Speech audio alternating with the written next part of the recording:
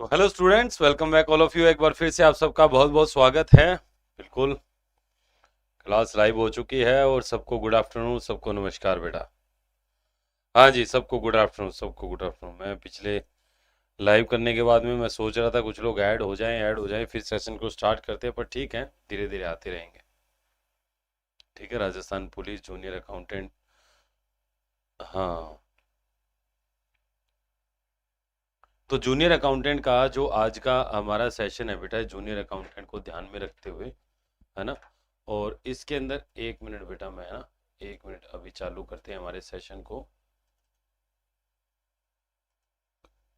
हाँ, तो राजस्थान पुलिस और जूनियर अकाउंटेंट दोनों के लिए ये हमारा आज का सेशन होने वाला है। ठीक है, अब यहाँ पर बेटा एक तो मैं आपको आज की जो क्लास है, इस क्लास के अंदर जैसे क्वेश्चंस वगैरह है वो तो करवाऊंगा ही, बट मैं आपको एक थोड़ा सा आज एक क्लास जो है स्पेशल मैंने रखी है कि भी जिसके जो भी डाउट वगैरह हैं छोटे मोटे, वो डाउट पहले तो क्लियर कर दें। ठीक है, फिर हम आगे के सेशन को स्टार्ट करेंगे। और पिछले सप्ताह हम लोगों ने राजस्थान पुलिस का जो सेशन लिया था 1-2 घंटे का रविवार को, उस सेशन को आगे कंटिन्यू करेंगे। उसके अंदर हम लोगों ने कंप्यूटर की हिस्ट्री को डिस्कस किया था और उसी को हम लोग यहाँ पर थोड़ा सा और आगे डिस्कस करें, है ना। हाँ, चलिए, तो पहले तो मेरे को ये बताओ बेटा कि किसी को अभी तक जो पढ़ा है उसमें कोई समस्या, है ना। जूनियर अकाउंटेंट का भी एग्जाम चलो आ रहा है, उसके बिहाफ में भी अगर आपको कोई टॉपिक में दिक्कत है, वैसे मैं सोच रहा था कि संडे का सेशन जो है वो एमएस ऑफिस के ऊपर ले लिया जाए। भाई एमएस ऑफिस जो है वो पूरा रिवाइज करा दूं मैं उसके अंदर, है ना।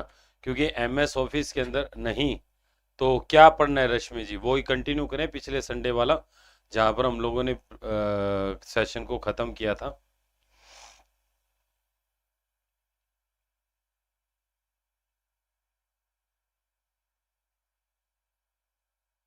एमएस ऑफिस करना है,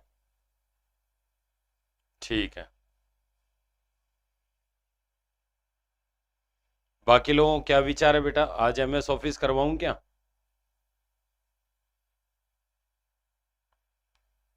ठीक है, नहीं वैसे एमएस ऑफिस में देखो लिखवाने का पोर्शन तो मैंने कर रखा है, बट अभी मैं आपको जो है ना उसका थ्योरी वगैरह का जो पोर्शन है वो नया करके प्रैक्टिकल का जो पोर्शन है वो थोड़ा मैं बता दूंगा आपको। ठीक है, हाँ, कोई बात नहीं, एमएस ऑफिस को कर लेंगे अपन। अच्छा, जूनियर अकाउंटेंट के तो बेटा क्वेश्चन ऑलरेडी करे ने अपन कोमल, अभी 30 दिन और बाकी हैं अप्रोक्सीमेट, और अपन बढ़िया तरीके से करेंगे, टेंशन मत लो आप। ठीक है ना। हाँ, और सिलेक्शन तो आपका बिल्कुल होगा, क्यों नहीं होगा, सबका सिलेक्शन होगा। ठीक है, आप रेगुलर क्लास ले रहे हो क्या, पहले तो ये बताऊं। सब लोग रेगुलर ले रहे हो ना, कोई ऐसा तो नहीं है जो छुट्टी कर रहा है बीच में। प्रीवियस ईयर काफी हमारे सेशन ऑलरेडी हो गए हैं। नहीं, एमसीक्यू नहीं है बेटा, आज एमसीक्यू नहीं है, आज एमसीक्यू नहीं है, आज मैं आपको थ्योरी पढ़ाऊंगा, आज एमसीक्यू नहीं है।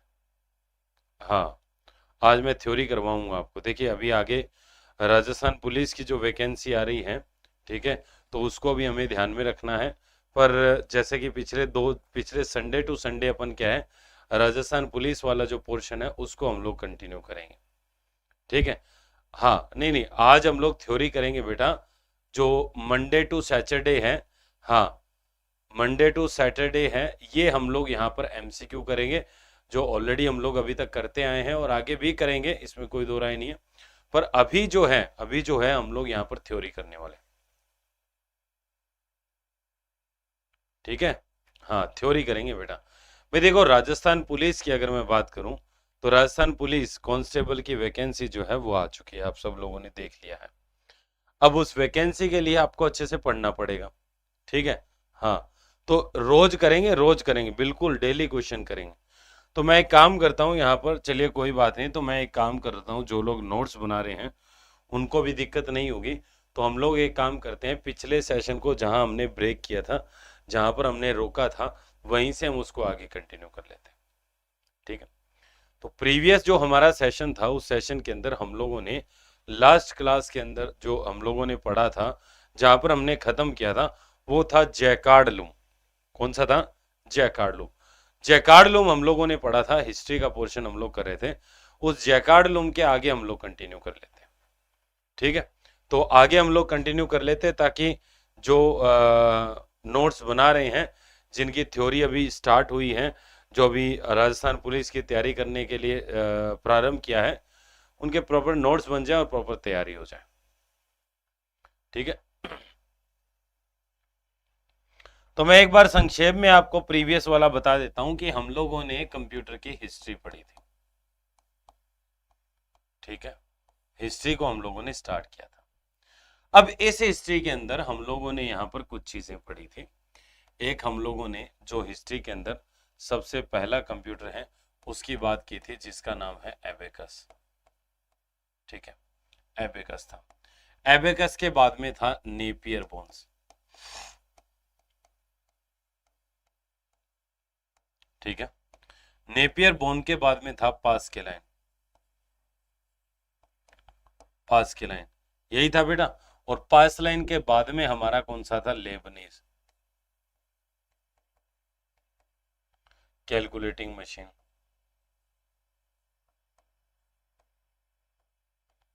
और इसके बाद में जो हमने पढ़ा था 5 नंबर पे, वो हमारा था जैकवार्ड लॉ।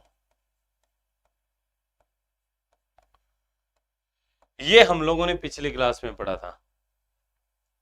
कोर्स में पीछे रह गए, कोई बात नहीं। पिछले सप्ताह जो 2 घंटे का सेशन हुआ था उसके अंदर हमने ये डिस्कस किया था। अगर आपने वो सेशन नहीं लिया था तो आज जो है उस वीडियो को निकालना, पुराने वाली को, उसको पूरी वीडियो को देखना, अच्छे से नोट्स बना लेना, ठीक है। और जहां तक एमसीक्यू की बात है, आप टेंशन मत लो। हाँ, जूनियर अकाउंटेंट के जो भी छात्र यहाँ पर है, एमसीक्यू की टेंशन मत लो। एक फाइल पड़ी है मेरे पास, मैं अभी उसको अपलोड करके कुछ आपकी प्रैक्टिस भी करवा दूँ, ठीक है। थोड़ी देर पढ़ लेते हैं, थोड़ी देर पढ़ लेते हैं अच्छे से, फिर हम क्वेश्चन भी कर लेंगे, ठीक है। हाँ, तो अब जैकवार्ड लूम के बाद में हमारे पास जो है नेक्स्ट कौन सा आता है, वहां से हमें स्टार्ट करना है, ठीक है। जैकार्ड लूम के बाद में कौन सा आता है? कोई बताएगा बेटा, जैकार्ड लूम के बाद में कौन सा था? ये हमारा कब आया था? 1804 के अंदर। 1804 के अंदर आया था, है ना। दिखाया था ना, ये एक पेशे से बुनकर था, बुनाई के पैटर्न को कंट्रोल करने के लिए एक मशीन बनाई थी, जिसको जैकार्ड लूम कहते थे। और उस जैकार्ड लूम के अंदर एक हार्डवेयर का उपयोग किया गया था, जो कि हमारा कौन सा था? पंच कार्ड, ठीक है। सबको गुड आफ्टरनून बेटा। अब यहां पर आगे जब हम इसमें बढ़ेंगे, अब हम ये देखेंगे जैकार्ड लूम के बाद में अगला मेरे पास कौन सा था। अब मेरे पास 2 कंप्यूटर आते हैं, एक है डिफरेंस इंजन और एक है एनालिटिकल इंजन। और ये दोनों बड़े इंपॉर्टेंट हैं, इनमें क्वेश्चन आते हैं, मैं अभी आपको दिखाऊंगा। तो डिफरेंस इंजन और एनालिटिकल इंजन जो है ये क्या है, इनको हमें देखना है। तो पहली बात तो इन दोनों को बनाया किसने था? इन दोनों को चार्ल्स बेबेज ने बनाया था, ठीक है। अगला हमारा इसलिए इंपॉर्टेंट हो जाता है क्योंकि ये जो हमारा कंप्यूटर है, ये है बेटा डिफरेंस इंजन।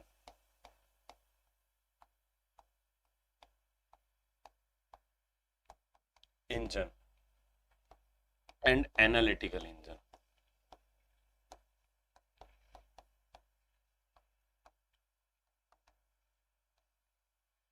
डिफरेंस इंजन और एनालिटिकल इंजन, ठीक है। इन दोनों का जो निर्माण है ये बेटा चार्ल्स बेबेज ने किया था। किसने किया था? हाँ बिल्कुल, 1822 सही है। अभी मैं सारी चीजें लिखवाऊंगा। तो पहली चीज तो ये ध्यान रखिए, इन दोनों का निर्माण जो है, या इनको जो बनाया गया है, वो चार्ल्स बेबेज द्वारा किया गया है। चार्ल्स बेबेज द्वारा।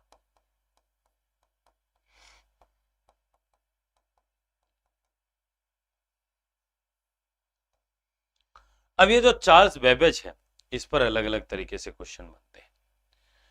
इसके अलग अलग नाम है हमारे पास, जैसे फादर ऑफ कंप्यूटर, यानी कि कंप्यूटर का पिता किसको कहा जाता है? इसी को कहा जाता है।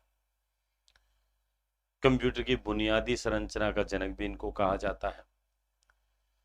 प्रोग्रामेबल कंप्यूटर की अवधारणा, यानी कि बेसिक कंसेप्ट ऑफ अब प्रोग्रामेबल कंप्यूटर, ठीक है, उसका जो देने वाले हैं वो भी यही है।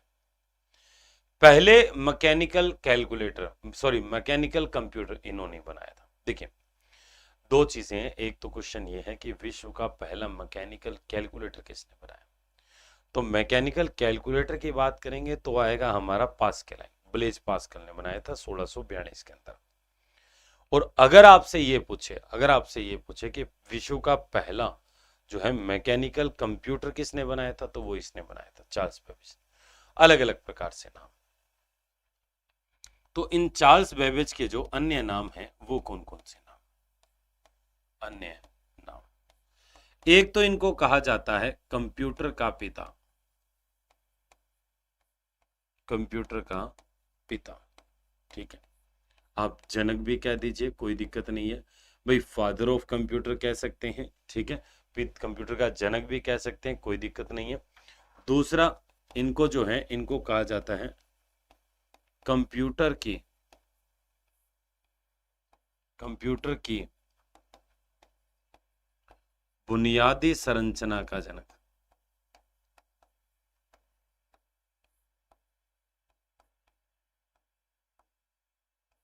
बुनियादी संरचना का जनक। इंग्लिश वाले जो हैं वो ऐसे समझिए कि the father of basic architecture of computer, ठीक है। इसके बाद में 3 नंबर पर अगर मैं बात करूं तो हम इसको कह सकते हैं प्रोग्रामेबल कंप्यूटर,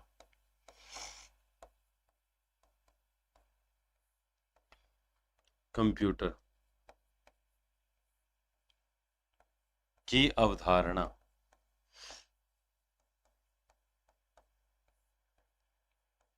का जनक। ये भी ठीक है, कोई दिक्कत नहीं है। एक और नाम है विश्व के प्रथम यांत्रिक कंप्यूटर के जनक।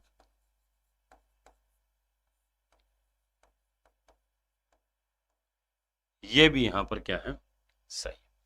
तो अलग अलग नाम है, अलग अलग नाम है, अलग अलग तरीके से इनको जो है वो पुकारा जाता है चार्ल्स बेबेज को। तो चार्ल्स बेबेज जो है ये अलग अलग चीजों के लिए रूप में इनको बेसिकली कंप्यूटर के अंदर जो इनका योगदान है उसके लिए जो है जाना जाता है।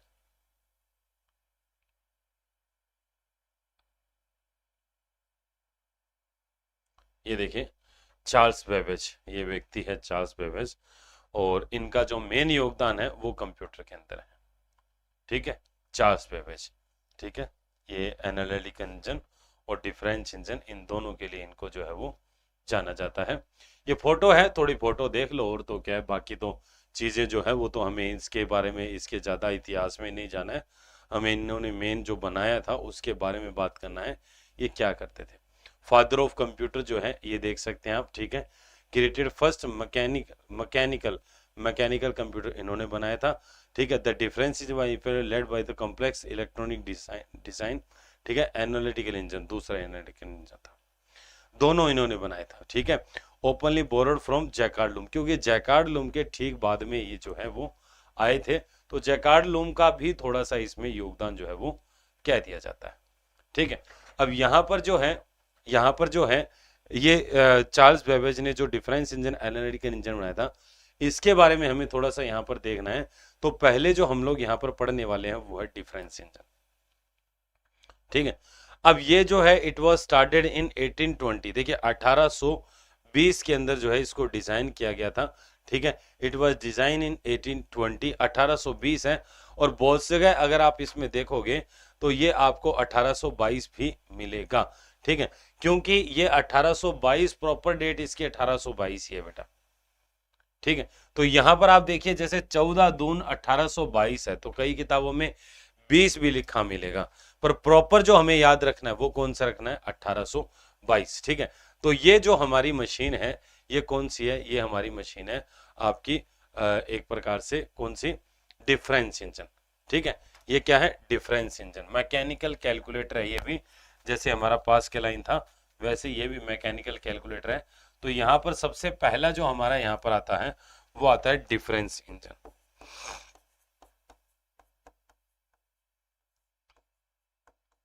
Difference engine. और ये जो डिफरेंस इंजन है ये किसने बनाया था? ये हमारे चार्ल्स बेबेज ने बनाया था।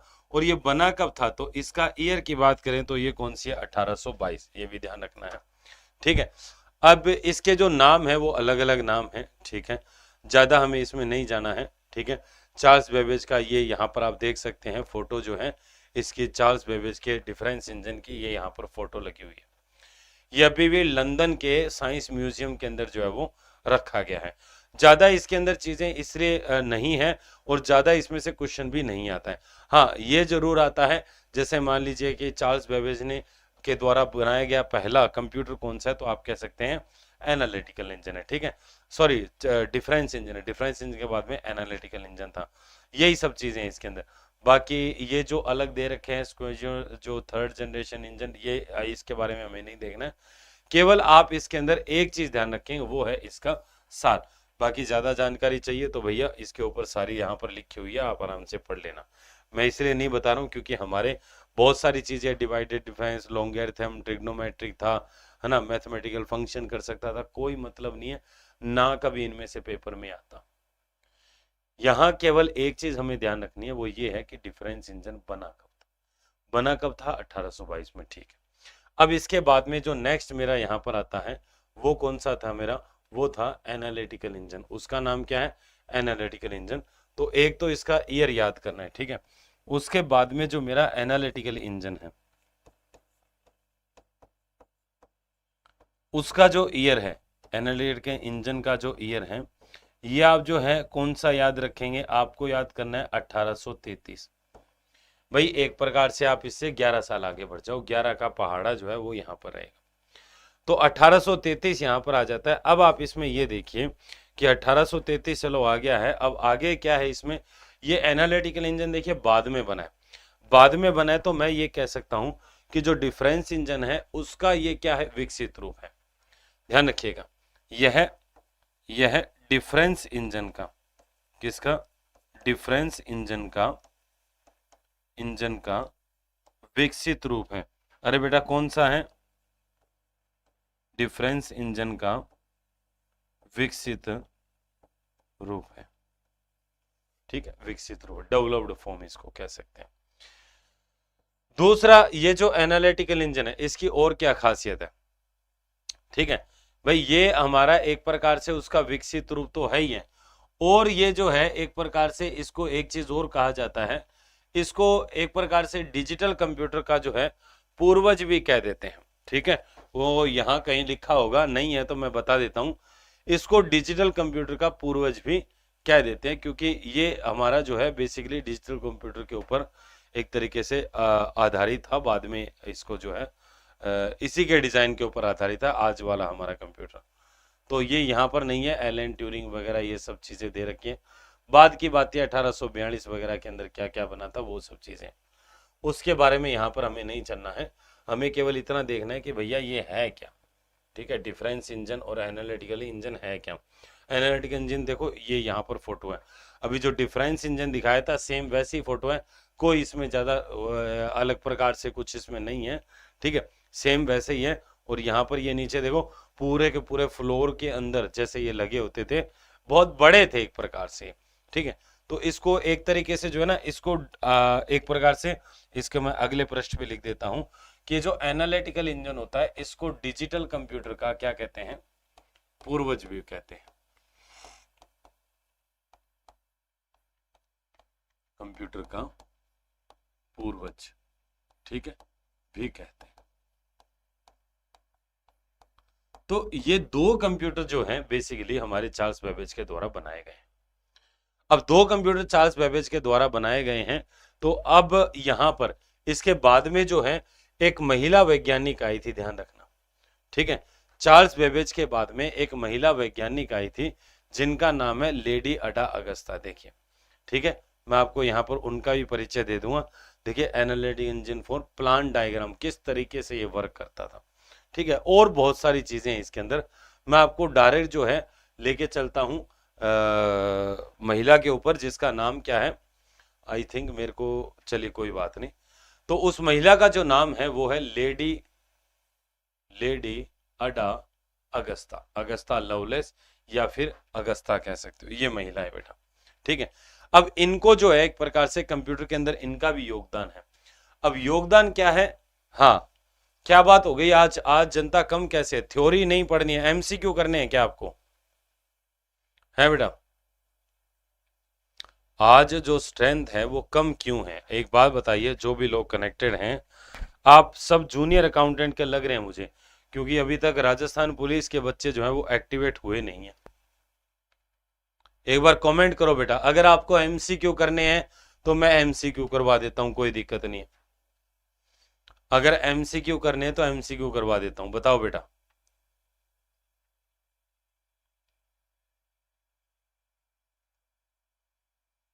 एमसीक्यू करवाऊं क्या? रश्मि, रश्मि मीणा, चलिए एमसीक्यू कर लेते हैं, मैं भी एमसीक्यू करवा दूं। मुझे ये बताओ आप कितने दिन से क्लास ले रहे हो बेटा? रश्मि, चलो एक लाइन इसके बारे में और लिख देता हूं मैं, और फिर हम लोग डायरेक्ट जो है हमारे वो कर लेते हैं, क्या बोलते हैं, एमसीक्यू कर लेते हैं, कोई बात नहीं। रश्मि मीणा, कितने दिन से आप रेगुलर एमसीक्यू वाले सेशन ले रहे हो?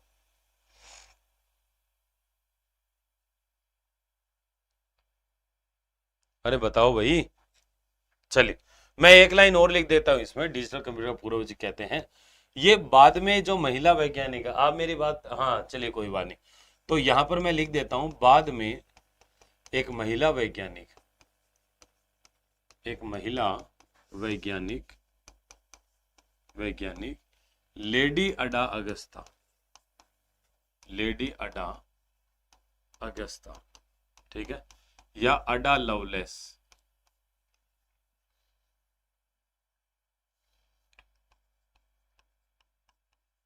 अडा लवलेस ने एनालिटिकल इंजन, इंजन के लिए एक प्रोग्राम लिखा,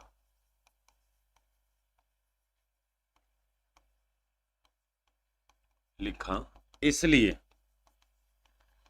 इन्हें विश्व के प्रथम प्रोग्रामर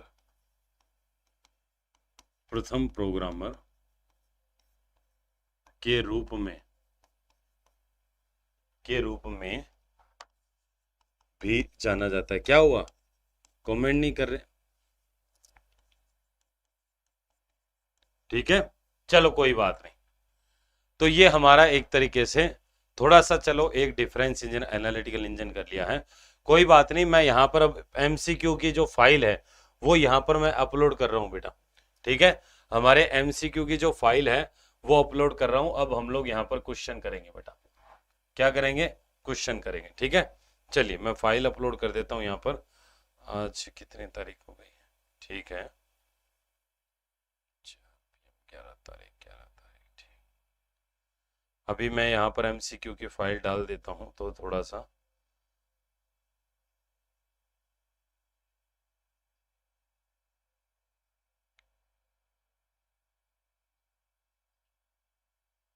चलो 31 तारीख, चलो बेटा ये फाइल डाल दी है मैंने यहाँ पर, ये देखते हैं अपन इसमें सॉल्व करते हैं, ठीक है। एमसीक्यू करते हैं, कोई बात नहीं, एमसीक्यू करते हैं। तो चलो एमसीक्यू स्टार्ट करते हैं, काफी, हाँ एमसीक्यू करते हैं बेटा। एक बार फटाफट से जो भी आपके भाई बंधु है उनको मैसेज कर दो बेटा, कोई बात नहीं, एमसीक्यू कर लेते हैं अपन, एमसीक्यू का सेशन है, एमसीक्यू कर लेते हैं। थ्योरी पड़ी हुई है आई थिंक आप लोगों की, है ना? कोई बात नहीं, कोई बात नहीं, एक बार फटाफट से जो है ना क्लास के लिंक को दोबारा शेयर करो, दोबारा शेयर करो, सबको बोलो कि भैया एमसीक्यू स्टार्ट हो गया है, आ जाओ। आज पता नहीं क्यों सर कोई, हाँ वही नहीं हो सकता है, काफी बच्चे आए भी थे बीच में, तो वो मेरे को लग रहा है थ्योरी देख के जो है वो भगे, वो लगे, उनको लगा कि थ्योरी चल रही है तो एमसीक्यू तो करवा नहीं रहे, पर चलो कोई नहीं, एमसीक्यू कर लेते हैं अपन।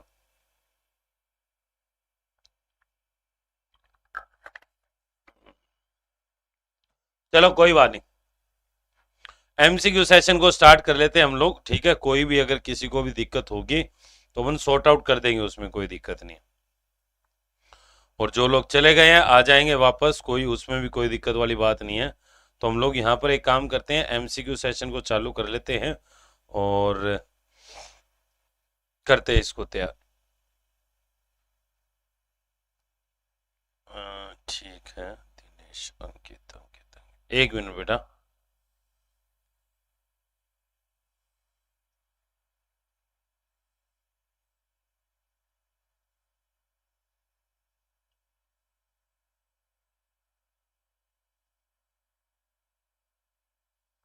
चलो स्टार्ट करते हैं अपन, ठीक है।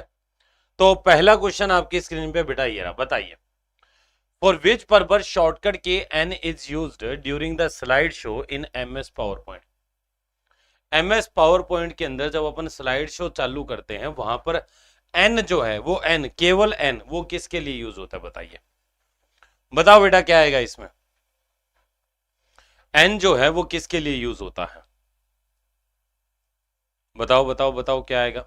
देखो ये कह रहा है कि मूव द प्रीवियस स्लाइड और animation, move to next slide और next animation, select the previous letter, select the next letter. बताइए क्या आएगा भाई। जो एन है, एन है वो एमएस पावर पॉइंट में क्या काम आता है बताइए, एन का क्या उपयोग है बताओ बेटा। बी, देखो हाँ बिल्कुल बिल्कुल बिल्कुल ठीक है, बी सही है। देखो क्या होता है जब अपन एमएस पावर पॉइंट की बात करते हैं ना, एमएस पावर पॉइंट में, तो एन का मतलब होता है नेक्स्ट, एन का मतलब क्या होता है नेक्स्ट। तो नेक्स्ट ये क्या करता है, जैसे मान लीजिए अगर कोई स्लाइड है ना, वो स्लाइड है तो अगली स्लाइड पे चला जाएगा, पर अगर स्लाइड के ऊपर एनिमेशन वगैरह भी है तो ये क्या करेगा, एक एनिमेशन को प्ले करेगा, फिर अगले को, फिर भाई जो अपन मैनुअली काम करते हैं ना फिंगर से क्लिक करके, अगले बटन से, कीबोर्ड से करते हैं अगली स्लाइड के लिए, अगले एनिमेशन के लिए, वही काम आप एन से कर सकते हो। हाँ, एन का मतलब क्या होता है, नेक्स्ट होता है। अगला देखो यहां पर क्या है, in MS power Point 2016 what is the value of highest zoom to key in the zoom dialog box. यानी कि एमएस पावर पॉइंट 2016 के अंदर, नहीं कंट्रोल प्लस एन अलग चीज होती है बेटा। कंट्रोल प्लस एन जो है ना वो क्या करता है, वो एक नया पावर पॉइंट प्रेजेंटेशन अगर हमें बनानी होती है तो नई फाइल बनाता है बेटा। यहां पर केवल एन पूछा है, एन मतलब नेक्स्ट होता है, एन मतलब क्या होता है, नेक्स्ट होता है। अब यहां पर देखिए क्या है कि भाई जूम की वैल्यू क्या है भाई। अब आपको ये पूछ रहा है माइक्रोसॉफ्ट, राकेश सैनी कह रहे हैं 400, ठीक है बेटा। और कोई बताओ भाई, और कोई बताओ। देखो यहां पर बिल्कुल सही है, 400 आएगा बेटा, 400। देखो एमएस पावर पॉइंट जो है ना वो मैं आपको दिखा भी देता हूं, ठीक है। एमएस पावर पॉइंट को मैं ओपन भी कर लेता हूं साइड बाय साइड। अगर कोई चीज अगर आपको प्रैक्टिकल भी दिखानी पड़ेगी तो प्रैक्टिकल भी दिखा देंगे अपन, ठीक है। तो जैसे मान लीजिए ये हमारी एक प्रकार की जो है वो स्लाइड है, ठीक है। अब जैसे मान लीजिए इसके अंदर डेप्थ करके अपन इसको ओपन करते हैं और इसको मैं क्रिएट कर लेता हूं। ये यहाँ पर बन गई है, स्लाइड बन गई, ये स्लाइड बन गया। तो नेक्स्ट करने, अब यहां पर नहीं होगा जब अपन इस प्रेजेंटेशन को चालू करेंगे। अच्छा जूम कितना होता है, जूम देखिए ये मैक्सिमम, ये जूम है। जूम के अंदर अगर मैं जाऊंगा तो देखिए मैक्सिमम 400% है, कितना है 400। हाँ, और मिनिमम जो है वो 10 होता है। जैसे मान लीजिए अगर मैं इसको 500 करने की कोशिश करूं, मैं 500 नहीं होगा। अच्छा क्या कह रहा है कि entry must be less than और इक्वल टू 400। इसका मतलब मैक्सिमम जूम कितना है, 400। अच्छा अगर मैं यहां पर मान लीजिए 5 रखता हूं, कितना रखता हूं 5, मैं 5 रखता हूं तो भी ये दिखाएगा कि भाई entry must be greater than और इक्वल टू 10। तो इसका मतलब यहां पर क्या हो जाता है कि हमारी जो जूम की सीमा है, बिल्कुल सही कह रहे हो, बिल्कुल सही कह रहे हो रश्मि बेटा, जो न्यूनतम जूम है, जो मिनिमम जूम है वो होता है 10%, और जो मैक्सिमम जूम है वो मेरा कितना होता है 400%। और ये जो 500 है ना बेटा, 500 ये केवल और केवल किस में होता है, ये होता है एमएस वर्ड में। अरे किस में होता है, एमएस वर्ड में। तो एमएस वर्ड के अंदर जो मैक्सिमम जूम जो है वो कितना होता है 500।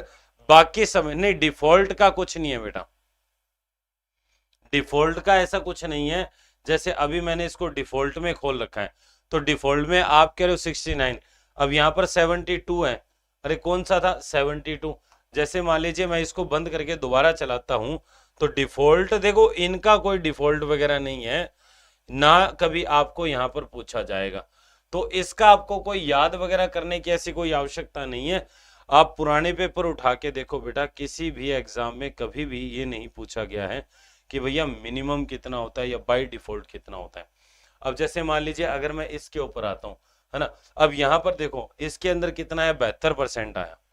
अरे 72% आया तो इसका मतलब ये नहीं कि 72 याद करने बैठ जाओ, नहीं, याद करने की जरूरत नहीं है अपन को केवल सिंपल यही करना है, ठीक है।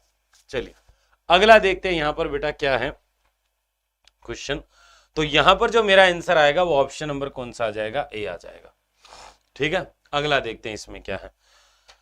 अगला क्वेश्चन मेरा ये है, the default alignment of data in MS Excel is. भाई एमएस एक्सेल के अंदर अगर आप कोई भी डेटा लिखते हो, ठीक है, तो उस डेटा का बाय डिफॉल्ट अलाइनमेंट कौन सा होता है। Left align and number are right align. Text right align होता है, नंबर लेफ्ट अलाइन होता है। टेक्स्ट लेफ्ट अलाइन होता है, नंबर राइट, उल्टा लिख दिया। टेक्स्ट और नंबर दोनों लेफ्ट अलाइन होते हैं, टेक्स्ट और नंबर दोनों राइट अलाइन। बताइए कौन सा आएगा, बताओ बेटा कौन सा आएगा, बताओ बताओ बताओ बताओ कौन सा आएगा।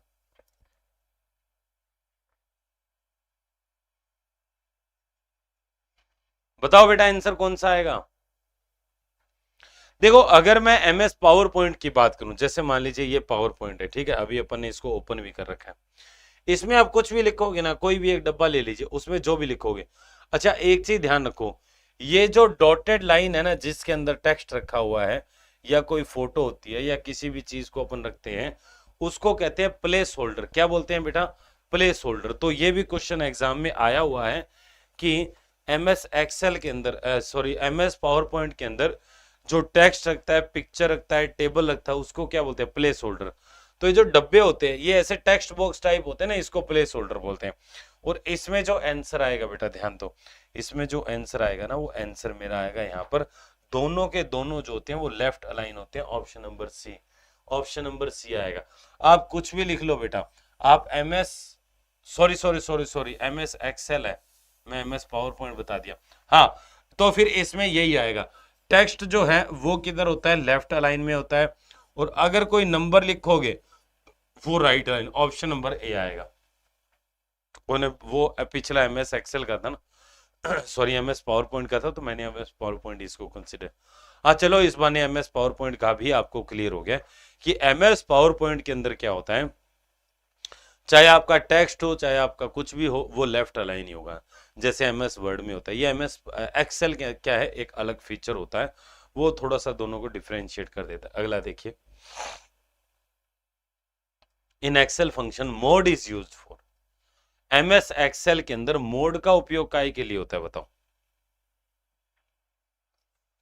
एमएस एक्सेल में मोड फंक्शन का उपयोग किस लिए होता है, मोड का मोड का मोड का मोड का, ए, ठीक है ठीक है ठीक है, और बताइए और बताइए और बताओ बेटा, रश्मि का भी ए है, ठीक है। देखो हाँ ठीक है, यहाँ पर बेटा जो मोड जो होता है, मोड क्या करता है, शेषफल निकालता है बेटा। क्या निकालता है, शेषफल।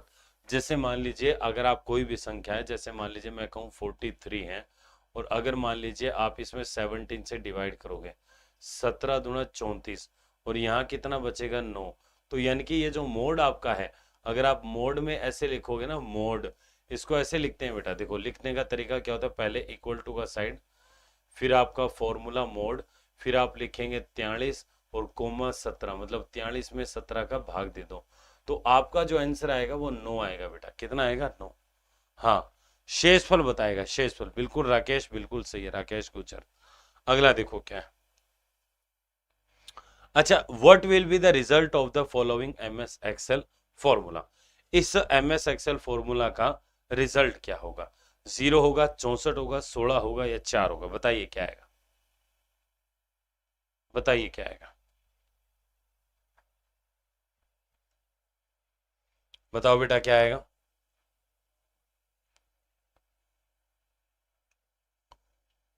देखो देखो तसल्ली से देखो और आंसर बताओ। देखो 256 है, फिर डिवाइड का साइन है, फिर 8 है, और फिर डिवाइड का साइन 4 और फिर 2। अब अगर मैं बात करूं बेटा गणित के नियम की, नॉर्मल अगर बोर्ड मास की बात करें, तो देखो जब एक ही चिन्ह होता है तो फिर कहां से अप्लाई करोगे, आप किधर से चलोगे। तो यहां पर आपको बेटा चलना है left to right, left to right. यहां पर आप देखिए सबसे पहले क्या करेंगे, 256 में 8 है, इसका भाग दो, तो 8 3 24, 8 दूनी 16, 32 आएगा। ठीक है, अब 32 के बाद में क्या लिखा है, यहाँ पर 4 है, यहाँ पर 2 है। अब फिर से यहाँ पर भाग दो बेटा, ये कितना आ जाएगा, 16 आ जाएगा, और यहाँ पर आपका कितना आ जाएगा, 2 है। ठीक है, नहीं नहीं नहीं नहीं नहीं, गलत हो गया, 8 चौके 32, 8 आएगा, डिवाइड बाई 2, और जब इसमें भाग दोगे तो यहाँ पर आ जाएगा 4, ऑप्शन नंबर 4 आएगा, 4 आएगा, ऑप्शन नंबर 4, और आंसर भी यहाँ पर 4 है। ठीक है, इस प्रकार से भाई अगर आपके पास सेम ही सिंबल हो ना बेटा, सेम ही सिंबल हो, तो ये इसी तरीके से वर्क करता है। एमएस एक्सेल के अंदर जो फॉर्मूला है वो लेफ्ट टू राइट वर्क करता है, अगर एक ही सिंबल हो तो लेफ्ट टू राइट चले, डिवाइड है तो पहले ये करो, फिर देन लास्ट में वो करो, आंसर हमारा यहाँ पर आ जाएगा ऑप्शन नंबर डी यानी कि 4। अगला देखो क्या है, which justification aligns the text of the document to the both the left and right margin. भाई ये क्या कह रहा है, देखो डॉक्यूमेंट के टेक्स्ट को बाएं और दाएं दोनों हाशिए पर कौन सी जस्टिफिकेशन अलाइन करता है, मतलब ये कह रहा है कौन सा मार्जिन, ये गलत है, कौन सा मार्जिन अलाइन करता है। भाई इसका मत, अच्छा जस्टिफिकेशन ये ठीक है, इसमें ये कह रहा है जैसे मान लीजिए ये टेक्स्ट है, अब आप न्यूज़पेपर ले लीजिए, कोई भी ले लीजिए, वहां पर जब आप देखोगे इसमें, तो इसमें क्या होता है, आप टेक्स्ट लिख रहे हो, ये खत्म, फिर दूसरी लाइन इसी के सीध में खत्म होती है, और ये भी एक ही सीध में खत्म होते हैं, तो ये तीसरी लाइन, ये चौथी, ये पांचवी, ये छठी, ये सात। हमेशा आप देखिए जो लाइन होती है ना, अच्छा खत्म तो आगे पीछे हो सकती है, पर ये वाली देखो यहाँ पर एक सीध में रहेगा, इधर भी सारी एक ही अलाइनमेंट में रहती है। हाँ हाँ बिल्कुल, राजस्थान पुलिस वालों के लिए भी है और जूनियर अकाउंटेंट के लिए भी है। ठीक है, तो यहां पर जो मेरा आंसर आएगा ना बेटा, यहां पर जो आंसर आएगा वो आएगा जस्टिफाई। हालांकि जस्टिफिकेशन दे रखा है, जस्टिफाई क्या करता है, लेफ्ट प्लस में राइट अलाइन दोनों को एक साथ जो है वो लगा देता है, एक साथ लगा देता है। और करके आपने देखा ही होगा, नहीं देखा है तो मैं इसका शॉर्टकट भी बता देता हूं। इसका शॉर्टकट होता है बेटा कंट्रोल प्लस में जे, इसका शॉर्टकट होता है कंट्रोल प्लस में आर। अच्छा ये बोथ साइड बैलेंस, इनका कुछ भी नहीं है, कुछ भी नहीं है। अगला देखो इसमें क्या है, which shortcut key is used to copy text formatting and then paste the same text formatting. बताइए, ये कह रहा है जो फॉर्मेटिंग होती है ना, फॉर्मेटिंग यानी कि टेक्स्ट के ऊपर जो भी आपने चीजें अप्लाई की है, जैसे उसका कलर है, उसका साइज है ना, अलग अलग चीजें, वो सारी जो आपने अप्लाई की है, उन सभी को अगर आप यहाँ पर क्या करना चाहते हो, एक तरीके से कॉपी करके किसी दूसरे टेक्स्ट के ऊपर अप्लाई करना चाहते हो, तो आप किसका यूज करोगे, आप यानी कि कॉपी फॉर्मेटिंग का क्या शॉर्टकट है। ठीक है, कॉपी फॉर्मेटिंग का शॉर्टकट क्या है, और आपका जो है पेस्ट फॉर्मेटिंग का शॉर्टकट क्या है, ये आपको यहां पर बताना पड़ेगा। बताइए कौन सा आएगा, बताइए कौन सा आएगा। यहां पर बेटा जो thank you so much, thank you so much बेटा। अच्छा अच्छा अच्छा, ये तो बहुत अच्छी बात है सांवरा राम जी। अच्छा आप एम्प्लॉय भी हैं, मतलब आप जॉब कर रहे हैं क्या?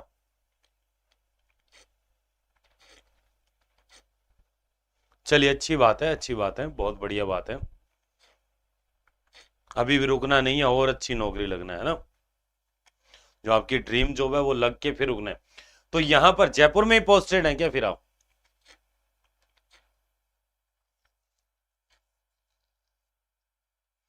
यहां पर ऑप्शन नंबर आएगा, चलिए बढ़िया बात है, जयपुर में है ठीक है, नौकरी लग गए हो, अच्छी बात है, और अच्छी तैयारी कर रहे हो, ये भी बहुत अच्छी बात है। सिवाना, सिवाना ये जयपुर में पड़ता है क्या? मुझे पता नहीं यार ये कहाँ है सिवाना। चलो यहाँ वाले, यहाँ देखिए बेटा, यहाँ बताइए क्या आएगा इसमें। इसमें ये कह रहा है कंट्रोल शिफ्ट सी या कंट्रोल शिफ्ट बी, कौन सा आएगा इसमें, बताइए बताइए। यहां पर ये तो कॉपी का है और ये पेस्ट का। देखो सिंपल अगर मैं कॉपी की बात करूं ना, सिंपल कॉपी की बात करूं, तो इसका शॉर्टकट होता है बेटा कंट्रोल प्लस सी, है ना। और पेस्ट की अगर मैं बात करूं तो इसका शॉर्टकट होता है बेटा कंट्रोल प्लस में वी, ये इसका होता है। अब क्या होने लग गया यहाँ पर, देखिए यहाँ पर क्या होगा, अच्छा बालोतरा, ठीक है ठीक। तो यहाँ पर जो हमारा देखिए इसमें क्या है, क्या आपको अगर फॉर्मेटिंग करना है, देखो टेक्स्ट को कॉपी करना और फॉर्मेटिंग को कॉपी करना, ये मैं दोनों आपको थोड़े से दिखा देता हूं ताकि भूलो नहीं आप।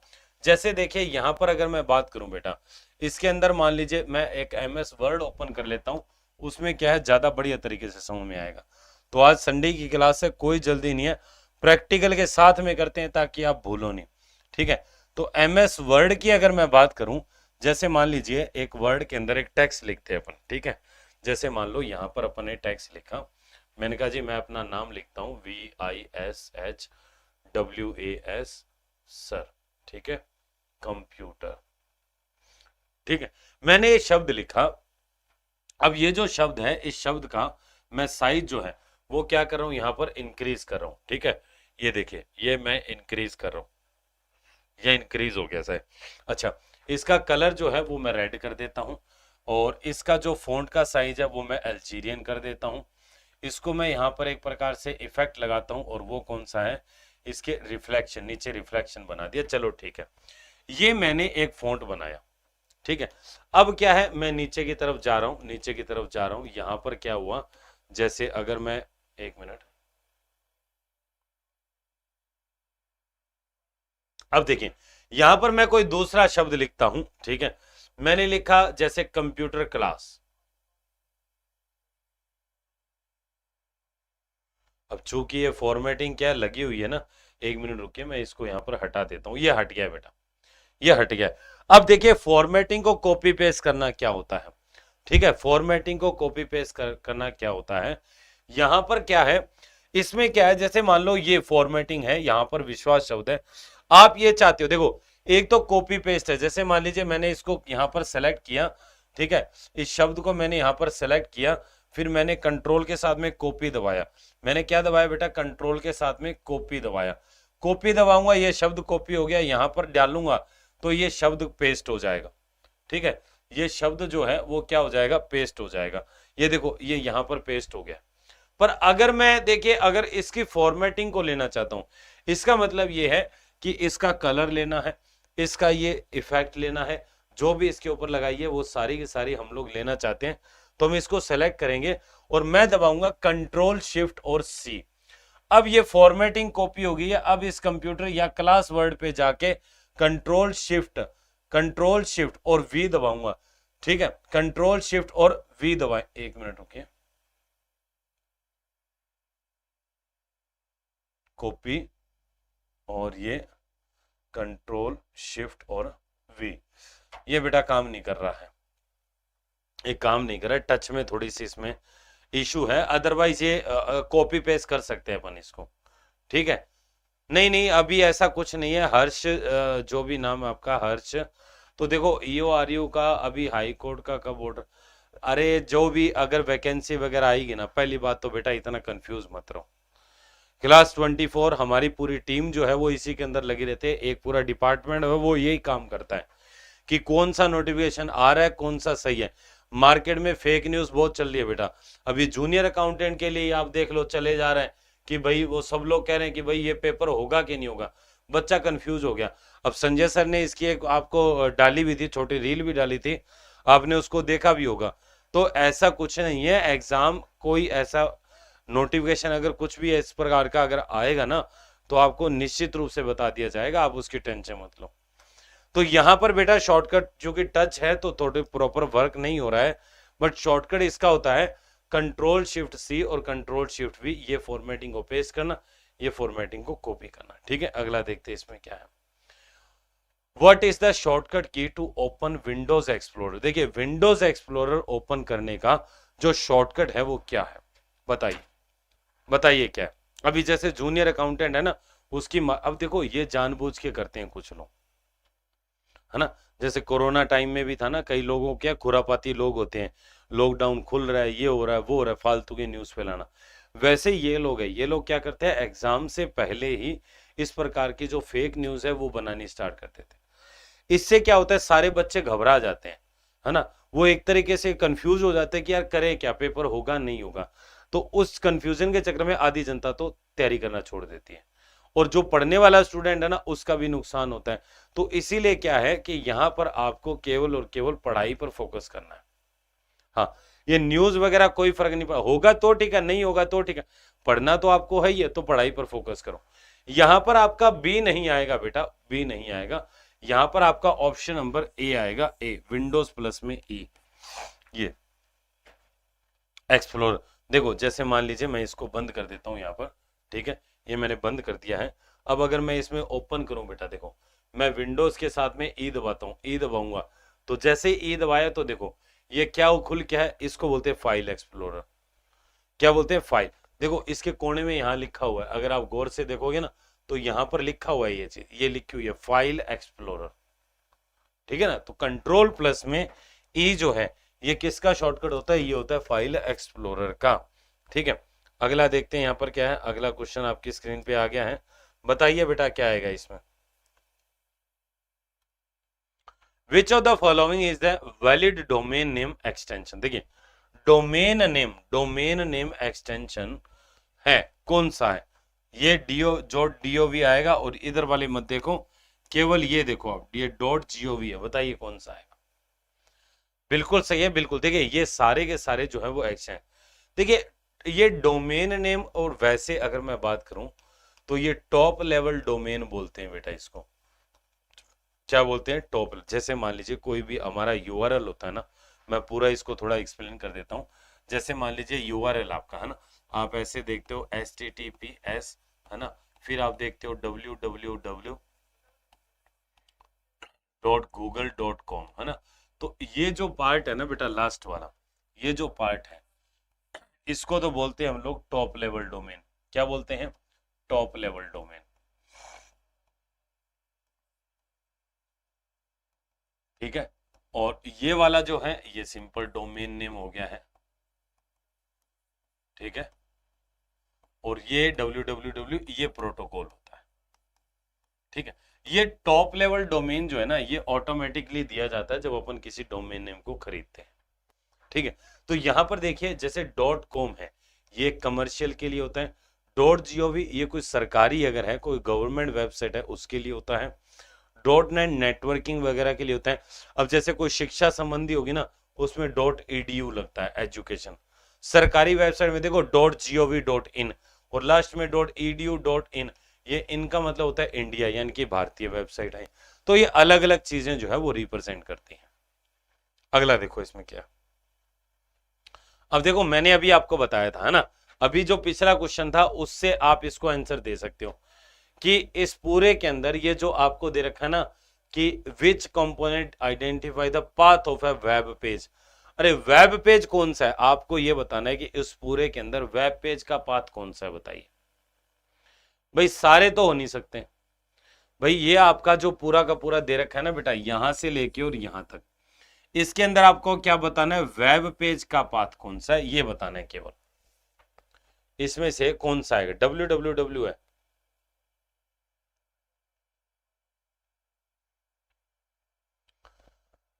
देखो बेटा इसमें क्या है मैं बता देता हूं, ठीक है। डी कह रहे हैं सब लोग, जबकि डी यहां पर नहीं होगा, डी नहीं होगा। देखो क्या है बेटा, जब भी कोई वेबसाइट बनाई जाती है तो उस वेबसाइट में छोटे छोटे वेब पेज होते हैं, ठीक है।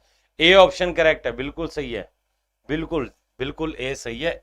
नहीं नहीं, ए भी नहीं है, ए भी नहीं है, यहाँ बी आएगा बेटा, यहाँ बी आएगा, ए नहीं है, बी है, बी है, बी बी बी। देखो क्या, जैसे देखो ये प्रोटोकॉल है, ये वर्ल्ड वाइड वेब एक सर्विस है, D2H वेबसाइट का नाम है, .com इसका टॉप लेवल डोमेन है। पर इस वेबसाइट का कौन सा पेज है अभी, login.php, ये एक वेब पेज है बेटा।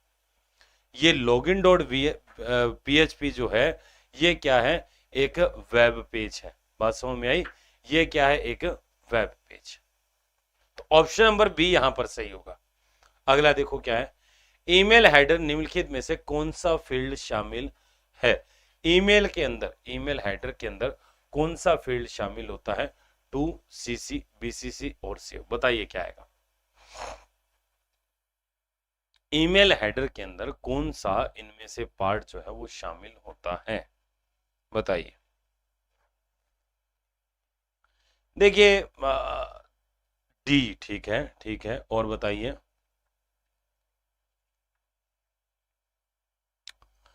देखो बेटा, इसके अंदर जो ऑप्शन मेरा आएगा वो कौन सा आएगा? डी।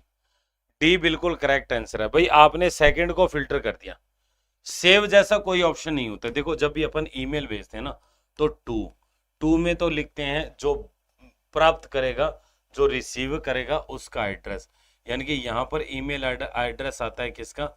रिसीवर का। टू के बाद में होता है बेटा सीसी, कार्बन कॉपी। इसी ईमेल की प्रतिलिपि अगर किसी को भेजना है तो कार्बन कॉपी, इसको बोलते हैं कार्बन कॉपी। ठीक है, कार्बन कॉपी। और अगर मैं इसमें बात करूं, एक होता है बीसीसी, इसको बोलते हैं blind carbon copy. Blind carbon copy, ठीक है, ब्लाइंड कार्बन कॉपी। अच्छा, एक यहाँ पर होता है सब्जेक्ट। सब्जेक्ट जो है ये उस ईमेल का विषय होता है, क्या होता है। फिर अपन यहाँ पर ईमेल का जो भी टेक्स्ट होता है वो टाइप करते हैं। एक हमारे पास अटैचमेंट का भी ऑप्शन होता है इस प्रकार से, फिर सेंड वगैरह का। पर सेव का जो है ना, ये कोई ऑप्शन नहीं होता, ये कोई ऑप्शन नहीं, इसलिए ऑप्शन नंबर डी आएगा। हाँ, अगला देखो क्या है। अल्टा विस्टा इज अल्टा विस्टा क्या है? क्या ये प्रोग्राम है, या ये सॉफ्टवेयर है, या ये ब्राउजर है, या फिर सर्च इंजन है? क्या है अल्टा विस्टा? अल्टा विस्टा क्या है? देखो ये याहू कंपनी का है एक, और ये याहू कंपनी का, परंतु क्या है ये? प्रोग्राम, सॉफ्टवेयर, ब्राउजर, या फिर सर्च इंजन? बिल्कुल सही है, बिल्कुल सही है रणवीर। ऑप्शन नंबर डी यहां पर आएगा। देखो जो गूगल वगैरह है ना, गूगल, गूगल है, गूगल है, इसके बाद में बिंग है। ये बिंग बेटा या ये हमारा माइक्रोसॉफ्ट कंपनी का है। ऐसे ही याहू होता है ना, याहू जो है वो भी सर्च इंजन है। और ये आपका अल्टा विस्टा जो है, अल्टा विस्टा जो है ये आपका याहू का ही एक प्रोडक्ट है। ऑप्शन नंबर यहाँ पर डी आएगा। हाँ, ऑप्शन नंबर कौन सा आ जाएगा? डी आ जाएगा। अगला देखो क्या है। A board inserted inside a computer that provides a physical connection to a network is called। भाई ये कह रहा है कि हमारे कंप्यूटर के अंदर एक बोर्ड होता है जो हमारे नेटवर्क को, हमारे कंप्यूटर को एक नेटवर्क से या किसी अन्य कनेक्शन से, फिजिकल कनेक्शन से जुड़ने की एक प्रकार से फैसिलिटी देता है। कौन होता है बताइए, बताइए, बताओ बताओ बताओ बताओ बताओ। जी ठीक है। देखो यहां पर जो आंसर आएगा ना, वो आएगा एनआईसी। क्योंकि देखो रैम मेमोरी है, बिट मेमोरी का एक फॉर्म है। बग जो है वो प्रोग्राम को लिखते समय जब त्रुटि हो जाती है उसको कहते हैं। यहां पर आएगा मेरा बेटा एनआईसी, और एनआईसी को कहा जाता है network, network interface card. Network interface card, देखो ये क्या काम करता है। जब भी हमारा कंप्यूटर होता है ना, उसको हम किसी बाहरी नेटवर्क वगैरह से कनेक्ट करते हैं, तो वहां पर ये हमारा क्या करता है, एक प्रकार से काम करता है बेटा। ठीक है, ये क्या काम करता है, बाहरी नेटवर्क से कनेक्ट करने के लिए हमारे कंप्यूटर को उपयोग में लिया जाता है। ठीक है, चलिए। हाँ, बग तो एरर को कहते हैं, बग एरर होता है, और एरर को हटाने की प्रक्रिया डीबगिंग कहलाती है। A malware that secretly collects information about users without their consent is called। भाई एक ऐसा मेलवेयर जो किसी भी यूजर की, उसकी अनुमति के बिना, अनुमति के सहमति के बिना उसकी जानकारी को जो निकालता रहता है, एकत्र करता रहता है, कलेक्ट करता रहता है, वो क्या कहलाता है? उसको स्पाईवेयर कहते हैं, भारती मीना कह रही है ए, या उसको वायरस कहते हैं, या उसको बूटवेयर कहते हैं, या एडवेयर कहते हैं? बताइए क्या आएगा बेटा, आंसर दो फटाफट से। रश्मि का बी है और भारती का ए है। बाकी सब लोग बताओ बेटा क्या है?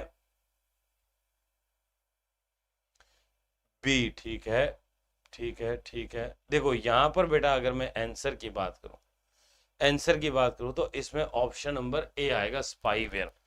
स्पाई जो जासूस होता है ना बेटा, जासूस होता है, जासूस जो होता है। एक बात बताओ, जो जासूस जासूसी करता है वो सामने वाले को बता के करता है कि भाई मैं तेरी जासूसी कर रहा हूं? नहीं बताता ना। तो वही चीज यहां पर है कि स्पाई यानी कि जासूस, वेयर यानी कि सॉफ्टवेयर। तो एक ऐसा सॉफ्टवेयर जो जासूसी करता है, सामने वाले को पता भी नहीं चलता, कि ये इसकी सारी डेटा को देख रहा है, निगरानी रख रहा है। अच्छा, चुरा भी सकता है, वो अलग बात है, पर ये बेसिकली स्पाईवेयर जो होता है ना, ये एक तरीके से एक सामने वाले को ऑब्जर्व करता रहता है कि वो क्या कर रहा है। ठीक है, अगला देखो इसमें क्या है।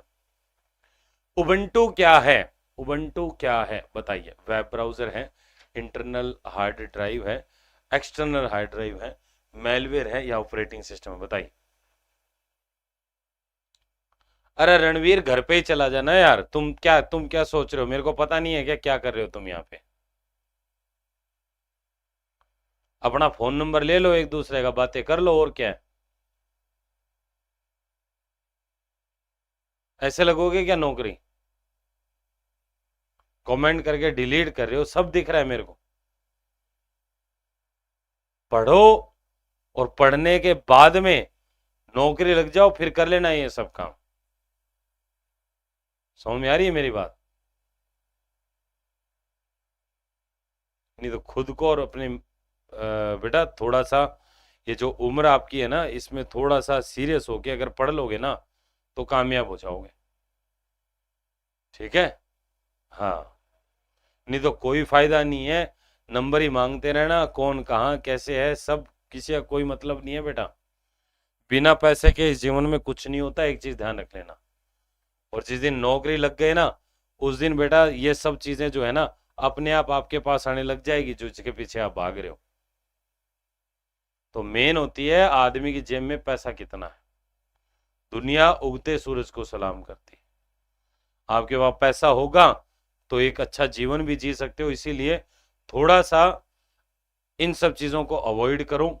एक अपने अपने जो लक्ष्य है, उस लक्ष्य को पहचानो और पढ़ाई करो। स्टूडेंट लाइफ में सबसे ज्यादा जो मुश्किल लगता है स्टूडेंट को, वो लगता है पढ़ना।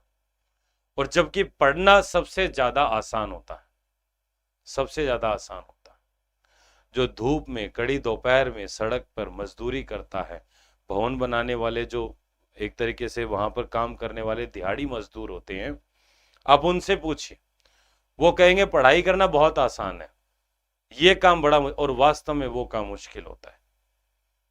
पढ़ाई करना सबसे आसान काम है, तो पढ़ाई पे फोकस करिए और एक अच्छा, एक तरीके से क्या, अच्छी नौकरी प्राप्त करो और बढ़िया लाइफ स्टाइल जियो। ये सब चीजें कोई काम की नहीं है बेटा, ये कुछ नहीं होना जाना इनमें, मैं बता दूं। उबंटू जो है ये एक ऑपरेटिंग सिस्टम होता है बेटा। ये क्या होता है? ओएस होता है। ये क्या होता है? ओएस, ऑपरेटिंग सिस्टम बोलते हैं। ऑपरेटिंग सिस्टम यानी कि, नहीं नहीं, इसकी कोई जरूरत नहीं है रणवीर, कोई जरूरत नहीं है इसकी, है ना। यहां पर क्या है? उबंटू, ये उबंटू है ना, लिनक्स है ना, यूनिक्स है ना, विंडोज है, विंडोज है। ठीक है, आप एंड्रॉयड ले लीजिए, एंड्रॉयड ले लीजिए, आईओएस ले लीजिए, मैक ओएस ले लीजिए, सिम्बियन ले लीजिए। ठीक है, ये बेटा जितने भी है ना, ये सारे के सारे ऑपरेटिंग सिस्टम है। ये सारे के सारे क्या है? ऑपरेटिंग सिस्टम है। तो यहां पर आपको जो पूछा, अच्छा वेब ब्राउजर तो आपने को पता है, ये गूगल क्रोम हो गया, सफारी हो गया, है ना, इंटरनेट एक्सप्लोरर हो गया, माइक्रोसॉफ्ट एज हो गया, ये सारे सारे वेब ब्राउजर जो वेबसाइट चलाने के काम आते हैं। तो यहां पर जो मेरा आंसर आएगा वो मेरा कौन सा है? उबंटू। अगला देखिए इसमें क्या आएगा। निम्नलिखित के बीच कौन सा स्टोरेज की सबसे छोटी इकाई है? हाँ, ओपेरा भी वेब ब्राउजर है। स्टोरेज की सबसे छोटी इकाई कौन सी है? जीबी, टीबी, एमबी, केबी, बताइए। स्टोरेज की सबसे छोटी, हाँ हाँ बिल्कुल बिल्कुल, आपने सही बताया था रणवीर। देखो अब यहां पर कौन सा आंसर है? केबी। ठीक है, देखिए इसमें क्या है, यहां पर इसमें क्या है, यहां पर जो बेटा मेरा आंसर आएगा सबसे छोटा, मैं एक बार दोबारा से रिवाइज करवा देता हूं। सबसे छोटा होता है बिट, बिट से बड़ा होता है निब्बल, निब्बल, निब्बल से बड़ा होता है बेटा बाइट, बाइट से बड़ा होता है किलोबाइट, किलोबाइट से बड़ा होता है मेगाबाइट, मेगाबाइट से बड़ा होता है गीगाबाइट, से बड़ा होता है टेराबाइट, से बड़ा होता है एक्साबाइट, से बड़ा होता है जेटाबाइट, से बड़ा होता है योटाबाइट, योटाबाइट से बड़ा ब्रोंटोबाइट, ब्रोंटोबाइट से बड़ा जियोबाइट। ये होता है बेटा, ये होता है। अब यहां पर आप देखिए जीबी जो है, जीबी से बड़ा टीबी है, और ये एमबी जीबी। अगर इनके क्रम की बात करूं तो पहले केबी आएगा, फिर एमबी आएगा, फिर जीबी आएगा, और फिर टीबी आएगा। तो सबसे छोटा जो मेरा आएगा वो कौन सा हो जाएगा, केबी, ऐसे। हाँ, और ये जो सीक्वेंस है ये भी आप थोड़ी सी ध्यान रख सकते हो, मैंने बोला भी है, और अगर आपको नहीं पता था तो इसको लिख लेना, वीडियो को दोबारा प्ले करके धीरे धीरे जो है इसको राइट डाउन कर लेना। ठीक है, अगला देखिए। The removable media includes all except. Removable media, removable media किसको बोलते हैं, जिसको रिमूव कर सकते हैं, कंप्यूटर से हटा सकते हैं। ऐसे जो मीडिया होते हैं उनके अंदर सब शामिल होते हैं सिवाय एक के। कौन सा, कौन सा बताइए।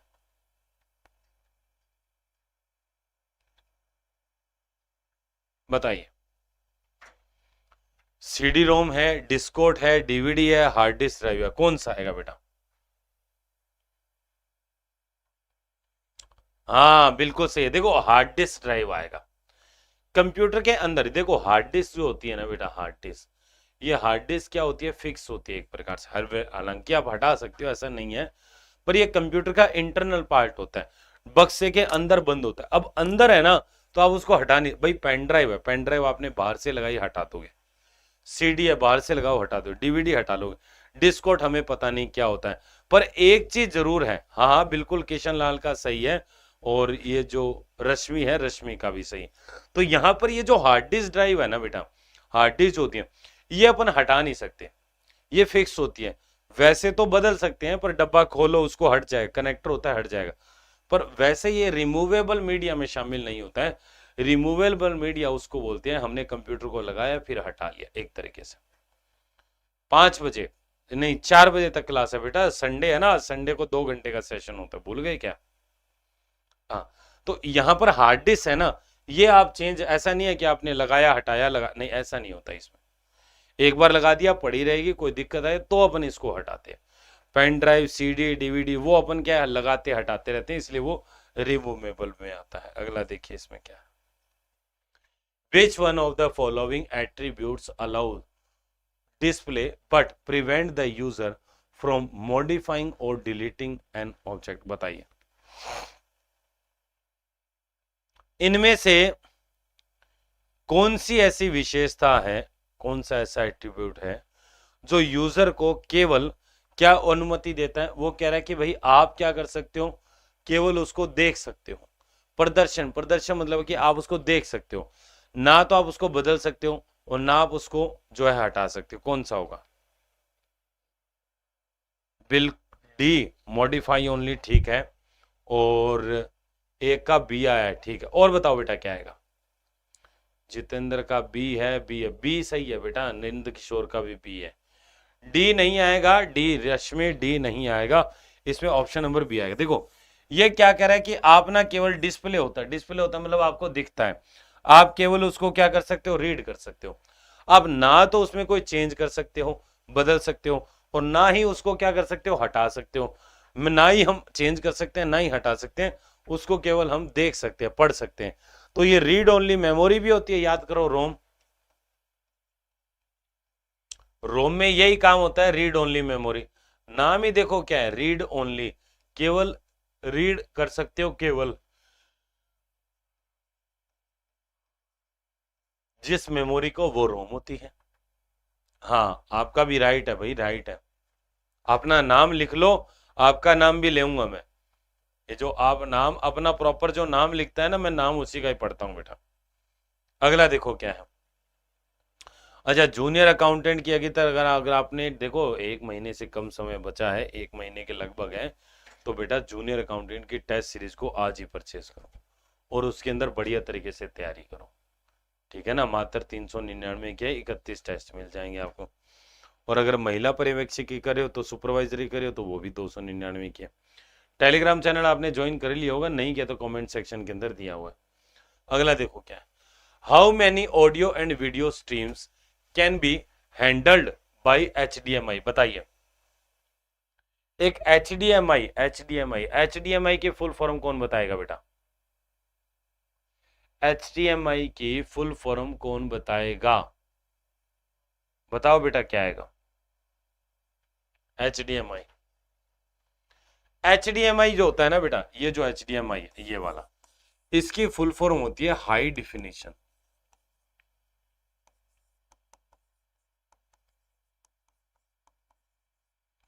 Multimedia interface. High definition multimedia interface, HDMI। Thank you so much Shalu बेटा। तो ये जो HDMI, देखो HDMI क्या, इससे पहले जो आता था ना वो VG आता था, है ना। आजकल भी आता है, ऐसी बात नहीं है, इसको होता है वीडियोग्राफिक एरे।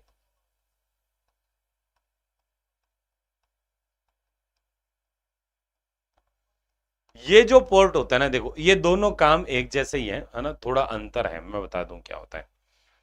नॉर्मल जो पहले कंप्यूटर थे उनकी अगर कंप्यूटर से स्क्रीन को जोड़ना है तो आपको VGA पोर्ट लेना पड़ता था, ठीक है। VGA पोर्ट से आप कंप्यूटर की स्क्रीन वाली केबल जोड़ देते थे, ठीक है। अब क्या होता था, ये VGA वाला है ना, केवल वीडियो आवाज नहीं जाती इसमें से, ठीक है। फिर आजकल आप देखो HD वीडियो वगैरह आने लगी, हाई क्वालिटी की वीडियो आने लगी। तो अब क्या होता है, अब आपके कंप्यूटर में, आपके लैपटॉप में, आपका जो एक प्रकार से घर में टीवी लगा होगा, LED हो LCD हो कोई फर्क नहीं पड़ता, उनके अंदर आप गौर से देखना, उनमें HDMI मिलता है आपको, ठीक है। ये HDMI पोर्ट, तो ये नए जमाने का उच्च क्वालिटी की हाई डिफिनेशन HD वीडियो वगैरह देखना। अच्छा ये क्या करता है, इसमें से ऑडियो भी जाती है और वीडियो भी जाती है, तो ये B ऑप्शन इसमें आएगा, एक ऑडियो एक वीडियो एट ए टाइम कर सकता है, ठीक है। और ये जो VGA पोर्ट है ये हमारे कई एग्जाम में भी आ चुका है।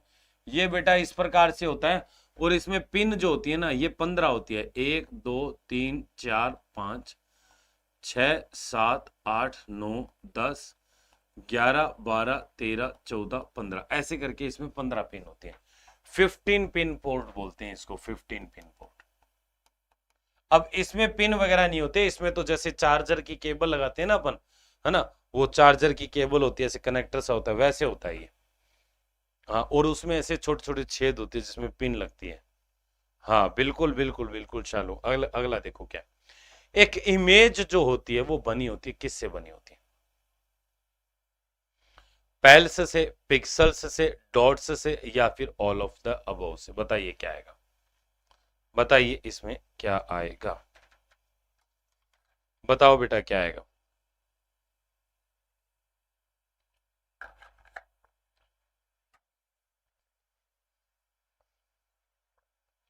हाँ जूनियर अकाउंटेंट के तो इसलिए ज्यादा है ना बेटा, क्योंकि अभी जूनियर अकाउंटेंट का पेपर है, अभी राजस्थान पुलिस के भी हैं बच्चे तो, पर वो अभी तो कह रहे हैं कि फॉर्म कब निकलेंगे, हम फॉर्म भरेंगे फिर हम पढ़ना स्टार्ट करें। तो स्टूडेंट क्या करता है, स्टार्टिंग का जो टाइम होता है ना बेटा वो ऐसे ही बर्बाद कर देता है, जो टाइम पढ़ने का होता है ना वो बर्बाद कर देता है। अब जब आपको पता है कि भाई पेपर होगा ही होगा, एग्जाम होगा ही होगा, वैकेंसी जब आ रही है, तो आपको जो है बिना कुछ सोचे समझे पढ़ाई स्टार्ट कर देनी चाहिए, है ना। भाई जब आपको पता है कि आप इस पेपर के लिए एलिजिबल हो, अब एलिजिबल हो तो फिर सोचना क्या है ना। जो सोचता है ना बच्चा बेटा वो सोचता ही रह जाता है, मैं आपको बताऊं, और जिसको करना है ना वो कर जाता है।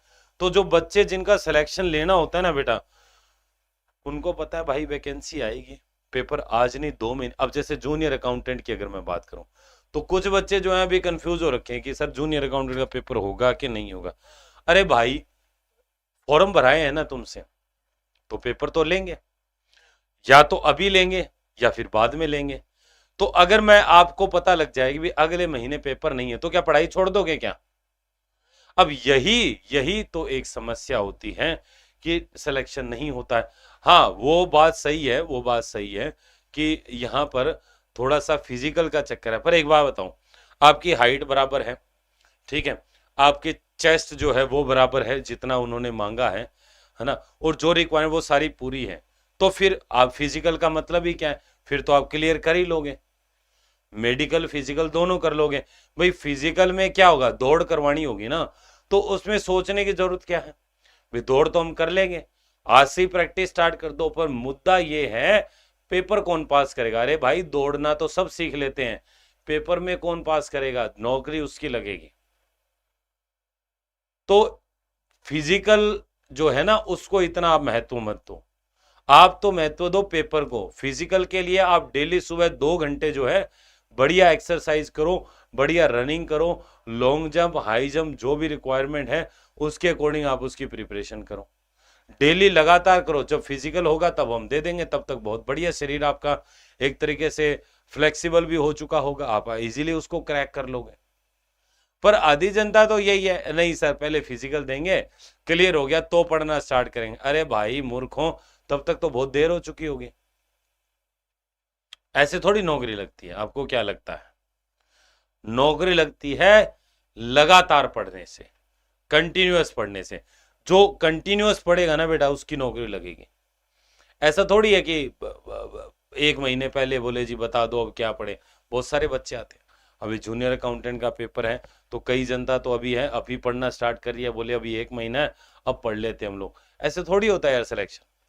इतनी जनता भरी पड़ी है तो वो तो मूर्ख हैं जो पिछले 10 महीनों से, पिछले 5 महीनों से जो पढ़ रहे हैं, वो तो बेवकूफ लोग हैं, तो बेवकूफ लोग हैं। तो फिर ऐसे थोड़ी चलता है, ऐसे थोड़ी चलता है। वो कैसे लेंगे फिर सिलेक्शन? सिलेक्शन उनका ही होगा जो लगातार मेहनत कर रहे हैं। और ये जो होते हैं ना, जैसे बरसाती कीड़े होते हैं वो बरसात में निकलते हैं, तो वो वाला सिस्टम है सीजनल। ये स्टूडेंट तब पढ़ता है जब उसको पता लगता है कि ओहो हो अच्छा एडमिट कार्ड आ गए, क्या पेपर तो हो गए, अब पढ़ लेते हैं। कई तो इतने नालायक लोग हैं वो एडमिट कार्ड का वेट करते हैं कि एडमिट कार्ड आएगा क्या, नहीं तो वो ऐसे ही पागल होते रहते हैं। कंफ्यूजन कर रखा है 140 नंबर पर होगा या नहीं पुलिस में और जूनियर में। हाँ ये तो कंफ्यूजन है, ये बिल्कुल कंफ्यूजन है, ये बिल्कुल जायज बात आपकी। पर इसका भी बेटा अब क्या करें बताओ? अब गवर्नमेंट की जो पॉलिसी है, अब गवर्नमेंट जो है वो उसको करेगी तभी करेगी डिक्लेयर। अब नहीं कर रही तो अब हम लड़ तो सकते नहीं जाके। अब लड़ेगा कौन? जो बेरोजगारी का अध्यक्ष है जैसे उपेंद्र यादव, है ना, अब वो करेंगे। वो अगर करेंगे तो करेंगे। आपका दायित्व क्या है? एक बात बताओ भाई, होगा नहीं होगा वो सब बात की बातें हैं। एक बात बताओ, चलो मान लिया आपने, मान लिया आपने ऐसा अज्यूम किया कि भाई मेरा जो है इतने नंबर और मेरा हो जाएगा, और आपने जूनियर अकाउंटेंट की पढ़ाई स्टार्ट कर रखी है, बढ़िया तैयारी कर रखी है। अब आपको पता चले कि नहीं होगा, तो क्या वो पढ़ा पढ़ाया बेकार हो जाएगा क्या?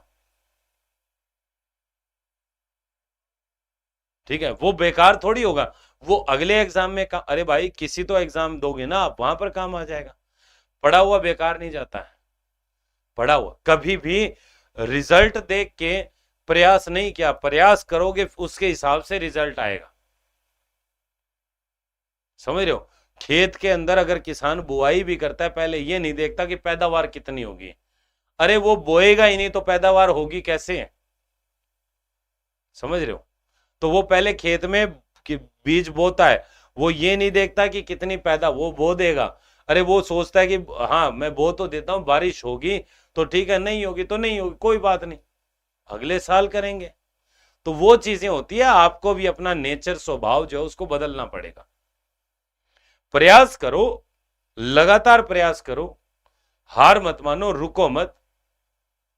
जो लगातार प्रयास करता है वो जीतता भी है, और जो 1-2 बार प्रयास किया रुक गया, फिर मूड बना फिर रुक गया, ऐसे नहीं होता है बेटा। ना ना ना, ऐसे नहीं होता है, ऐसे नहीं होता है।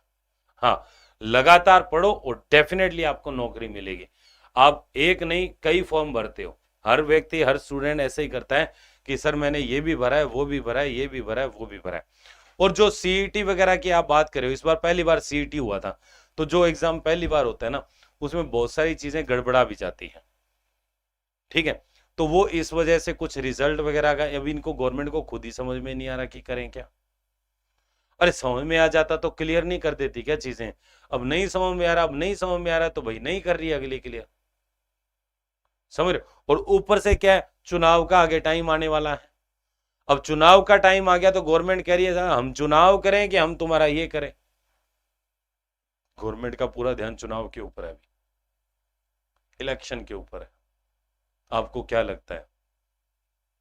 तो वो करेगी, वो करेगी। जब जाती गवर्नमेंट होती है ना बेटा, अभी आप दिन धीरे धीरे पास आने दो, आप ऑब्जर्व करोगे इतनी वैकेंसी आ जाएगी, इतनी वैकेंसी आ जाएगी।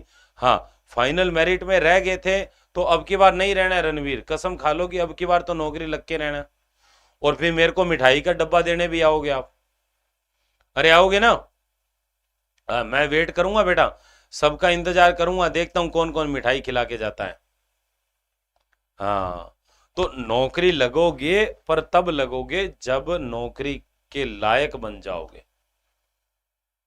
ऐसा नहीं होता है। हाँ, लगातार मेहनत करो, लगातार मेहनत करो और निश्चित रूप से नौकरी लगोगे। पिछली बार जो कमियां रही है आपकी, आपने डेफिनेटली बहुत सारे लोग हैं जिन्होंने पहले भी पेपर दिया, पिछली बारी जो कमी आपसे हुई है, जो गलतियां आपसे हुई है, उन गलतियों को ढूंढो, पकड़ो और उन गलतियों को रिमूव करो, तब नौकरी लगोगे। हाई कोर्ट में हो गया रश्मि, बहुत बढ़िया बेटा। तो मिठाई का डब्बा कब लेके आ रहे हो ये बताओ आप। और मैंने कमेंट पढ़ लिया था, आप जयपुर से ही हो, आना तो पड़ेगा बेटा। हाँ, आना तो पड़ेगा, मिठाई तो खिलानी पड़ेगी, खर्चा तो करवाएंगे आपका 200-500 रुपए का। हाँ बिल्कुल, सवा मणि में बुलाओगे जरूर आएंगे बेटा, ठीक है। पर नौकरी लगो बेटा, सबसे पहले, सबसे पहले हमारा काम क्या है भाई, हम इतनी भागदौड़ क्यों कर रहे हैं, हम अपना डेटा क्यों लगा रहे हैं, और आपके लिए हम भी संडे के दिन क्लास क्यों लगा रहे हैं, इसीलिए ताकि हमें रिजल्ट मिले, है ना। हाँ चलो भाई, रणवीर जो है वो बोर हो गया है, वो कह रहे चलो गुरुजी पढ़ाओ, तो पढ़ा देते हैं, कोई बात नहीं, ठीक है। अगला देखो क्या है, ऑप्शन नंबर यहां पर डी आएगा। मैं देखो पिक्सल भी होता है, और सबसे छोटा, जैसे ये आपकी स्क्रीन है ना, इसकी सबसे छोटी इकाई जो है वो क्या है, पिक्सल है। तो इसको पिक्सल भी कहते हैं, डॉट भी कहते हैं, दोनों सही है।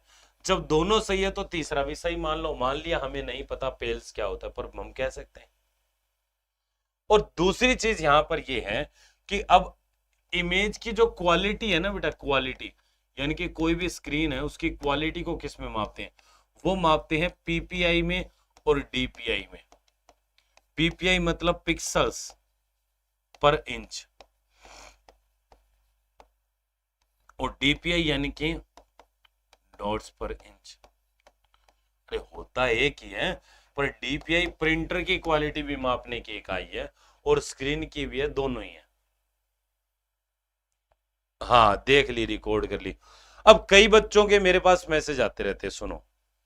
अब कई बच्चों के मैसेज आते हैं कि सर पीडीएफ पीडीएफ पीडीएफ। अरे भाई, मैं हमेशा बोलता हूं पीडीएफ के चक्करों में कभी भरोसे मत रहो। अब पीडीएफ यही होती है सिस्टम में, जो भी शेयर करेंगे चैनल पे करेंगे। मैं बोल देता हूं चैनल पे करने के लिए, पर वर्कलोड की वजह से भूल भी जाते हैं। तो आप पीडीएफ पे इतना भरोसा मत करो कि पीडीएफ आएगी। क्लास के अंदर मैं बिल्कुल स्लो तरीके से पढ़ाता हूँ, बिल्कुल ऐसे जैसे ऑफलाइन क्लास में मैं पढ़ाता हूँ वैसे ही यहाँ पढ़ा रहा हूँ। तो भाई जब ऑफलाइन क्लास में बच्चे नोट्स बना सकते हैं तो आप क्यों नहीं बना सकते? फिर कहते जी मेरे को उसकी क्लास की नहीं मिली, उसकी क्लास की नहीं मिली। अरे वीडियो तो पड़ी है ना, वीडियो देख के बना लो ना नोट्स, दिक्कत कहाँ है? हाँ, वीडियो क्लास देखकर बना लो। एक बच्चे का मैसेज आया मेरे पास, बकायदा उसने नोट्स की फोटो भेज रखी थी कि सर मैंने सारी जो वीडियो देखी है और उनके मैंने नोट्स बनाए हैं। बहुत बढ़िया बात है यार, यही तो होते। ये पीडीएफ के चक्करों में जो रहोगे ना बेटा तो लुट जाओगे, बर्बाद। अब ये जो मैं आपको करवा रहा हूं, चलो अच्छी बात है, इसकी पीडीएफ मिले ठीक है, ना मिले ठीक है, आपको ये तो पता चला कि भाई मैंने इतने क्वेश्चन सही किए। अच्छा, पीडीएफ का भी क्या करना है? बाजार में किताबों की कमी है क्या? पीडीएफ मिलनी चाहिए, नहीं मिलनी चाहिए वो बात की बात है, कोशिश यही रहती है कि उपलब्ध करवा देंगे। पर मार्केट में बुक खरीदो यार, बहुत किताबें उपलब्ध है। आप पढ़ने के वो तो बनो ना, एक बिब्लियोफिल बोलते हैं क्या उसको, हाँ, किताबी कीड़ा, वो बनो आप।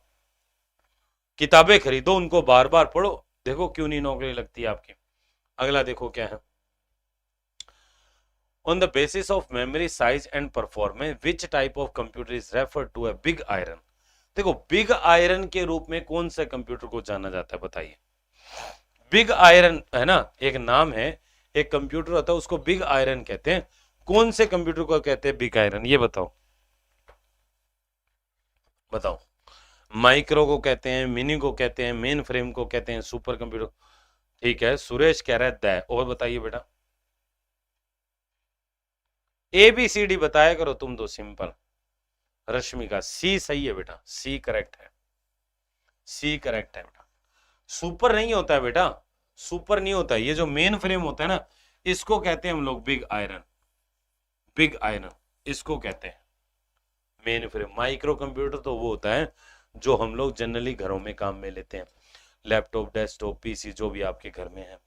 मिनी थोड़ा सा एक छोटी आकार की कंपनी, मध्यम आकार की कंपनी वगैरह में यूज करते हैं।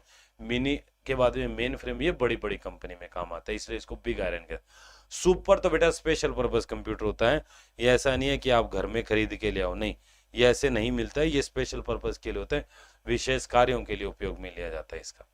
हाँ, अगला देखो, in 1950 belongs to the generation of computer. 1950 के जो कंप्यूटर थे वो कंप्यूटर की कौन सी पीढ़ी के बताइए, पहली, दूसरी, चौथी, और या फिर यहां पर कौन सी है तीसरी, बताइए पहली, दूसरी, तीसरी, चौथी कौन सी है। बहुत बढ़िया बेटा, बहुत बढ़िया। देखो यहाँ पहली जनरेशन है ना, इसका टाइम है 1942 से लेके 1955 तक अप्रोक्सीमेट। दूसरी का है 1956 से लेके और 1964 तक। तीसरी का है 1965 से लेके और 1975 तक। और चौथी का है 1976 से लेके 1989 तक। और एक पांचवी पीढ़ी और है जिसमें हम अभी राइट नाउ है, ये है 1990 से लेके और वर्तमान तक, एट प्रेजेंट तक। ये हमारे यहाँ पर क्या है, एक प्रकार से पीढ़ियां हैं। हाँ ठीक है, ये समय है। और भविष्य की पीढ़ी, नेक्स्ट जनरेशन, फ्यूचर जनरेशन, उनको हम लोग कहते हैं। ठीक है, अगला देखो क्या, कंप्यूटर को प्रयोग करने का लाभ है। देखिए कंप्यूटर को अगर आप यूज करोगे ना, उसके फायदे क्या है। कंप्यूटर बहुत तेज होते हैं और इनमें विशाल मात्रा में डेटा स्टोर किया जा सकता है। कंप्यूटर तब भी सही आउटपुट दे रहा होता है जब इनपुट गलत होता है। कंप्यूटर इनफ्लेक्सिबल होने के लिए डिजाइन किए गए हैं। उपरोक्त सभी इनमें से लाभ, लाभ मतलब फायदा क्या है, सारे फायदे हैं या कोई फायदा नहीं है, बताओ। कोई बात नहीं, कोई बात नहीं, लेट लेट कुछ नहीं होता बेटा, जब जागो तभी सवेरा है। लेट अच्छा, ऑफलाइन में फिर भी होता है, ऑनलाइन में तो बेटा आपके सामने ही है सारा मामला, आराम से पढ़ो, वीडियो को दोबारा देख लेना, लेट हो तो और क्या कर सकते ज्यादा से ज्यादा। देखो यहां पर जो है ना बेटा, सबसे बड़ा इसका अगर लाभ अगर मैं की बात करूं ना, इसमें डी नहीं आएगा सुरेश, इसमें ए ऑप्शन आएगा। देखो ये, देखो ये क्या कह रहा है, जब अपन गलत इनपुट देंगे ना तो भी सही। अरे भाई ऐसे कैसे हो जाएगा, जो गाना प्ले करोगे वही प्ले होगा। ऐसे आपने है कि आपने गलत दूसरा गाना प्ले कर दिया और प्ले कोई गाना हो रहा है, ऐसे होता है, कभी नहीं होता। गलत इनपुट दोगे तो आउटपुट सही कैसे होगा, गलत बात। तो उपरोक्त सभी तो वैसे ही गलत हो गया। कंप्यूटर इनफ्लेक्सिबल होने के लिए नहीं, फ्लेक्सिबल होना चाहिए भाई, हर काम कर सके ऐसा होना चाहिए, ये भी गलत है। अच्छा ये सही बात है क्योंकि कंप्यूटर बहुत तेज होते हैं, बिल्कुल सही बात है भाई, मेरी कैलकुलेशन पावर से तो इसकी तेज होती है। इसमें विशाल मात्रा में डेटा स्टोर किया जाए, बिल्कुल सही बात है, बहुत ज्यादा डेटा स्टोर कर सकते हैं अपन इसमें। सो इसलिए यहां पर ऑप्शन नंबर मेरा कौन सा आएगा, ए करेक्ट है, ए करेक्ट है, बी सी डी सारे हो गए यहाँ पर, तो यहाँ पर गलत बोल रहा है। हाँ हाँ, अगला देखो क्या है, कंप्यूटर चिप का दूसरा नाम क्या है, माइक्रोचिप, मदरबोर्ड या फिर सीपीयू या माइक्रो प्रोसेसर, बताइए क्या आएगा। कंप्यूटर की जो चिप होती है ना बेटा, उसका दूसरा नाम क्या है, क्या उसको माइक्रोचिप कहते हैं या उसको सीपीयू कहते हैं या माइक्रो प्रोसेसर कहते हैं, बताइए।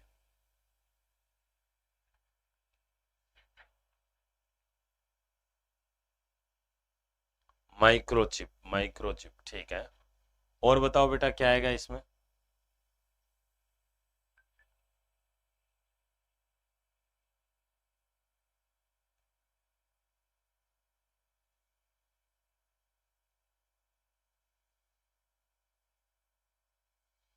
माइक्रोचिप बताओ बेटा क्या आएगा। देखो यहां पर अगर आप इसको गौर से देखो ना, तो इसके अंदर जो बेटा आंसर आएगा वो माइक्रोचिप ही आएगा। देखो माइक्रो प्रोसेसर भी कहते हैं, पर जितनी भी, जैसे अब देखो इसमें आईसी भी तो होती है, आईसी भी होता है, वो भी एक चिप है, तो माइक्रो चिप कह देते हैं। माइक्रो चिप में माइक्रो प्रोसेसर भी आ गया। हाँ माइक्रो नहीं, माइक्रो प्रोसेसर भी आ गया इसके अंदर ही आ गया माइक्रो प्रोसेसर। पर अगर हर हर हर कंप्यूटर चिप को माइक्रो प्रोसेसर नहीं कह सकते ना, क्योंकि चिप तो अलग अलग प्रकार की होती है। जैसे आईसी जो है वो भी एक चिप के रूप में होती है। तो अगर माइक्रो प्रोसेसर कह देंगे उसको, तो फिर वो उसको हम लोग कंप्यूटर चिप, उसको माइक्रो प्रोसेसर कह दोगे तो फिर आपका वो तो गलत हो जाएगा। समझ रहे हो आप? हाँ, तो माइक्रो चिप कह सकते हैं। हाँ क्योंकि जितनी भी चिप है उन सबको ओवरऑल माइक्रो चिप कह सकते हैं हम लोग। अगला देखो,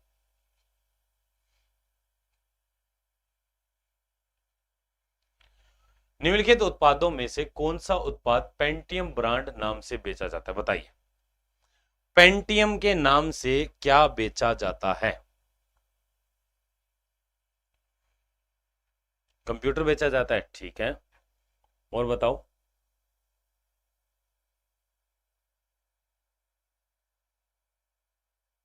थर्ड जनरेशन, थर्ड या क्या, गैब्रेशन जनरेशन।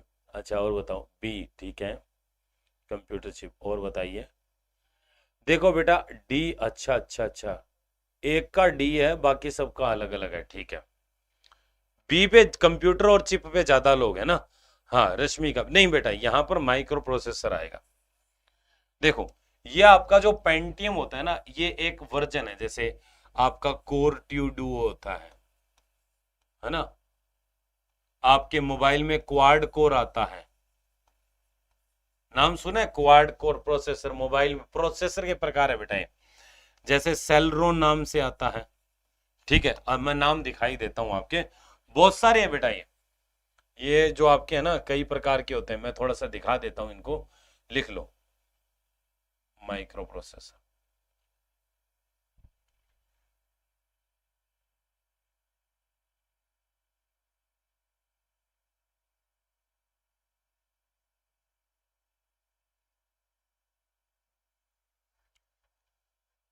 देखो इंटेल है ना, ये रहा सेलरोन, ये पहले आता था है ना। और देखो इसमें क्या है, Intel 8085, Intel atom, Athlon, Motorola का आता है, ब्रॉडवेल 1336। ये तो इनके जैसे वो हो गए, एक प्रकार से नाम हो गए। और अगर मैं इसमें जाऊं तो ये देखो, ये AMD कंपनी आती है, AMD एक कंपनी है, एल्टेरा कंपनी है, ठीक है। अपोलो भी कंपनी है, ARM, एटमिल, AT&T का हॉबिट आता है, बेल लैब्स का आता है, बेल मैक, ठीक है। अब ज्यादातर मार्केट में जो बात करें ना बेटा, वो इंटेल कंपनी के चलते। किसके? ये देखो कितने सारे प्रोसेसर है, सब प्रोसेस के वर्जन है। सबसे ज्यादा जो चलते हैं वो चलते हैं इंटेल के, इंटेल के, ठीक है। सबसे ज्यादा इंटेल के, ये देखो, ये इंटेल के सबसे ज्यादा है। अब जो पेंटियम शब्द था ना, वो ये रहा, देखो, list of Intel Pentium processor, Intel Pentium pro, Intel Pentium second, Pentium third, Pentium four, Pentium M, Pentium D. इतने सारे वर्जन है किसके? पेंटियम के। हाँ, तो थोड़ा सा इनको देखना। पेंटियम भी रिलेटेड है आपका। सेलरोन, ये सेलरोन है, एटम है, जेनोन है, और आइटेनियम है, ठीक है। इसके अलावा इसरो ने विक्रम नाम से बनाया हुआ है माइक्रो प्रोसेसर, ठीक है। और शक्ति नाम से भी कई बहुत माइक्रो प्रोसेसर है हमारे, बहुत सारी कंपनियां हैं, ठीक है, और बहुत सारे माइक्रो प्रोसेसर यहाँ पर है। चलिए, तो मैं अगला देखें।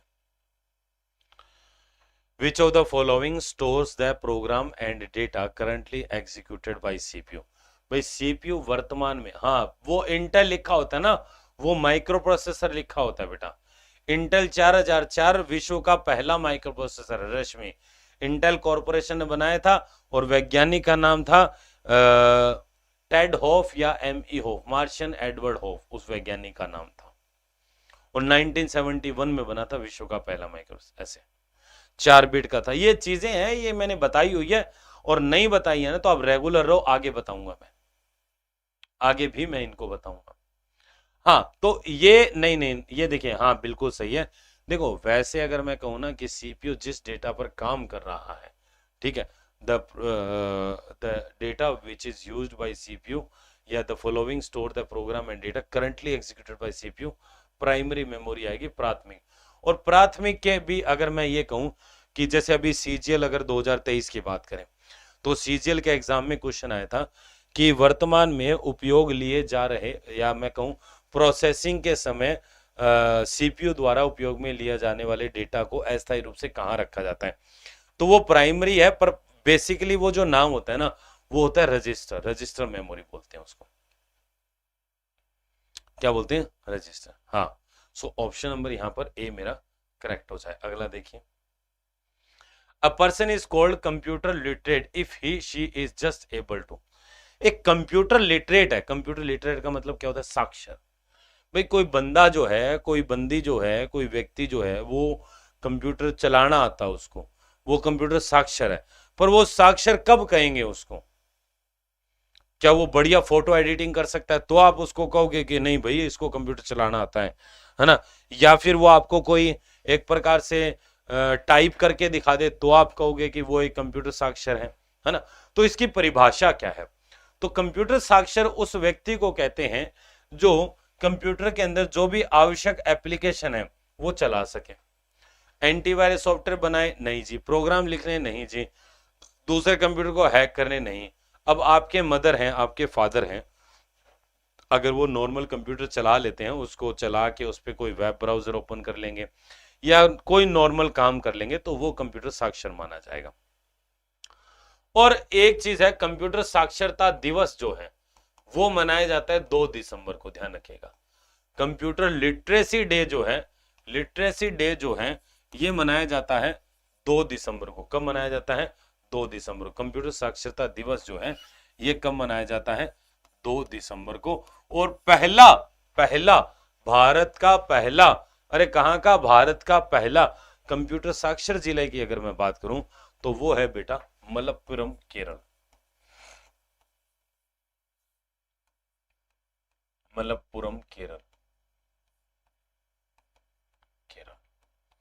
ये केरल के अंदर एक डिस्ट्रिक्ट है, जिला है जिसका नाम है मलप्पुरम। ठीक है, हाँ ये चीजें याद करनी पड़ेगी बेटा। अगला देखिए, ये थोड़ा सा गलत लिखा हुआ है, ठीक है।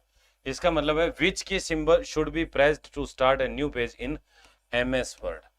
एमएस वर्ड के अंदर एक नया पेज, नया पृष्ठ आरंभ करना है, किसका उपयोग करेंगे बेटा, अरे नया पृष्ठ प्रारंभ करना है बेटा, नया पेज प्रारंभ करना है, किसका करोगे, शिफ्ट प्लस में एंटर। ठीक है, ऑप्शन नंबर सी। और बताइए,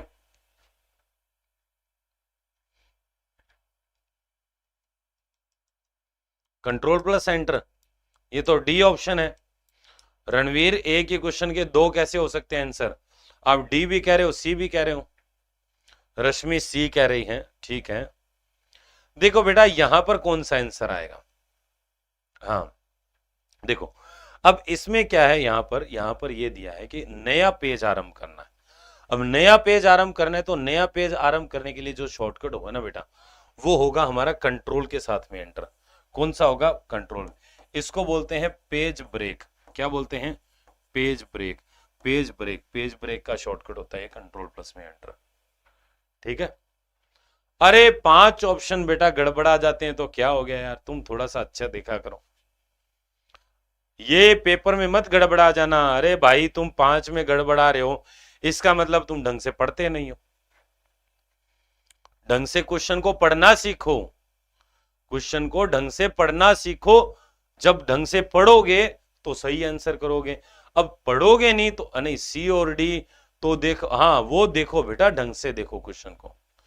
यही चीज सिखानी होती है आपको। एमसीक्यू जितने ज्यादा अपन करते हैं ना उससे हम बहुत सारी चीजें सीखते हैं। उनमें से एक ये भी होती है कि क्वेश्चन को ध्यान से देखना। हाँ नहीं 5 पैटर्न नहीं आएंगे बेटा, ये बैंक के एग्जाम में आया हुआ क्वेश्चन है। जो बैंक के एग्जाम होते हैं ना उनमें बेटा 5 ऑप्शंस होते हैं। मैं आपको बड़े छांट के, मैं किसी एक किताब से नहीं पढ़ाता हूं बेटा आपको, मैं प्रीवियस ईयर के बहुत पेपर उठाता हूं, उनमें से छंटनी करके फिर आपकी ये क्लास डिजाइन करता हूं मैं। ऐसा नहीं है, देखिए मेरा तरीका ऐसा नहीं है कि मैंने कोई बुक उठा ली बोले ये लो जी ये 50 क्वेश्चन आज करा देंगे ये कल, नहीं। मैं डेली रात को जो है बैठ के अगले दिन के सारे क्वेश्चन डिजाइन करते हैं बेटा। हाँ क्योंकि तभी एक अच्छा कंटेंट दे पाते हैं बच्चों को, और तभी बच्चों का सिलेक्शन होता है। क्या जरूरी है क्या नहीं है वो देखना पड़ता है। अगला देखिए बेटा, इसमें क्या है। इसमें कह रहा है वर्ड रैप की विशेषता क्या है। आवश्यकता होने पर टेक्स्ट को अगली लाइन में स्वतः भेज देता है, डॉक्यूमेंट के निचले हिस्से में प्रकट होता है, यह टेक्स्ट पर टाइप करने की सुविधा देता है, डॉक्यूमेंट के अंत को दर्शाता है। वर्ड रैप क्या करता है ये बताओ बेटा। वर्ड रैप क्या करता है? इसका ज्यादा बड़ा काम नहीं है, छोटा सा काम है, आप बता सकते हो बेटा। देखो वर्ड रैप क्या करता है, जैसे मान लीजिए जब भी अपन टाइप कर रहे हैं, टाइप करते समय ये क्या करता है, जो हमारा कर्सर होता है ना उसको कर्सर नहीं सॉरी टेक्स्ट जो होता है ना, text to the next line when necessary, option number A आएगा। मतलब जैसे देखो आप सिंपल देखो, ये लाइन यहां आ रही है पर इसके आगे जा नहीं सकती, ये अगली लाइन आगे जा नहीं सकती है, तो ये अगली के बाद में लाइन लिखा हुआ ये ऑटोमेटिक नीचे की लाइन में आ गया। इसी को वर्ड रैप बोलते हैं। इसको क्या बोलते हैं बेटा? वर्ड रैप बोलते हैं। ठीक है, चलिए तो ये आज का हमारा संडे का सेशन था और बढ़िया तरीके से इसको एंजॉय करते हुए हमने डिस्कस किया है। और भी अगर आपके कोई डाउट हो ना बेटा तो पूछ लिया करो, तो पूछ लिया करो, क्योंकि बिना डाउट क्लियर किए आगे नहीं बढ़ सकते हो। और अगर आपको कोई पर्टिकुलर टॉपिक में भी कोई दिक्कत है तो वो भी पूछ लिया करो। देखो फ्री के अंदर एक बात बताओ, आपको कोई पैसा नहीं है, फिर भी मैं आपको पूछ रहा हूं कि बेटा बताओ, अरे बताओ। अरे कोचिंग वाले जो हैं जितने भी ऑफलाइन या कोई भी मैं कहूं, बहुत सारी जगह ऐसे होता है बेटा, आप एक्स्ट्रा तो छोड़ो, जो पढ़ाना है वो तक नहीं पढ़ाते हैं लोग, है ना। जितना पढ़ाना होता है ना, जितना सिलेबस स्टूडेंट को देना होता है वो तक नहीं दे पाते हैं लोग। जिस सिलेबस के अंदर 2 महीने लगते हैं उस सिलेबस को 1 महीने में करवा दिया जाता है और फिर कहा जाता है कि भाई सिलेक्शन लेके आओ। ऐसे थोड़ी होगा बेटा, चीजों में समय लगता है, चीजों को समझ के अच्छे से तरीके से करने से ही सिलेक्शन मिलता है। सिलेक्शन का कोई शॉर्टकट नहीं है बेटा, मेहनत करनी पड़ेगी, मतलब करनी पड़ेगी। आप कितना भागोगे उससे, आप भागने से कोई सॉल्यूशन नहीं होता है, उससे लड़ना पड़ता है। ठीक है, तो चलिए बेटा आज का सेशन हमारा इतना ही रहेगा, और बाकी का संडे का दिन जो बचा हुआ है उसके अंदर और भी क्लासेस हैं। अभी ठीक 4 बजे एक और सर की क्लास स्टार्ट होगी, तो उसको भी आप लीजिएगा और बढ़िया तरीके से पढ़ो।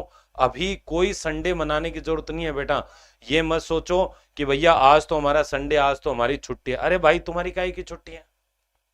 तुम्हारी 7 दिन ही छुट्टी है, जीवन में तुम्हारे है क्या? सारे दिन उठना, सोना, खाना, पीना, पढ़ना, यही तो है, तो छुट्टी तो मना रहे हो। एक बार नौकरी लगो फिर कहना कि हाँ आज संडे है, आज छुट्टी है।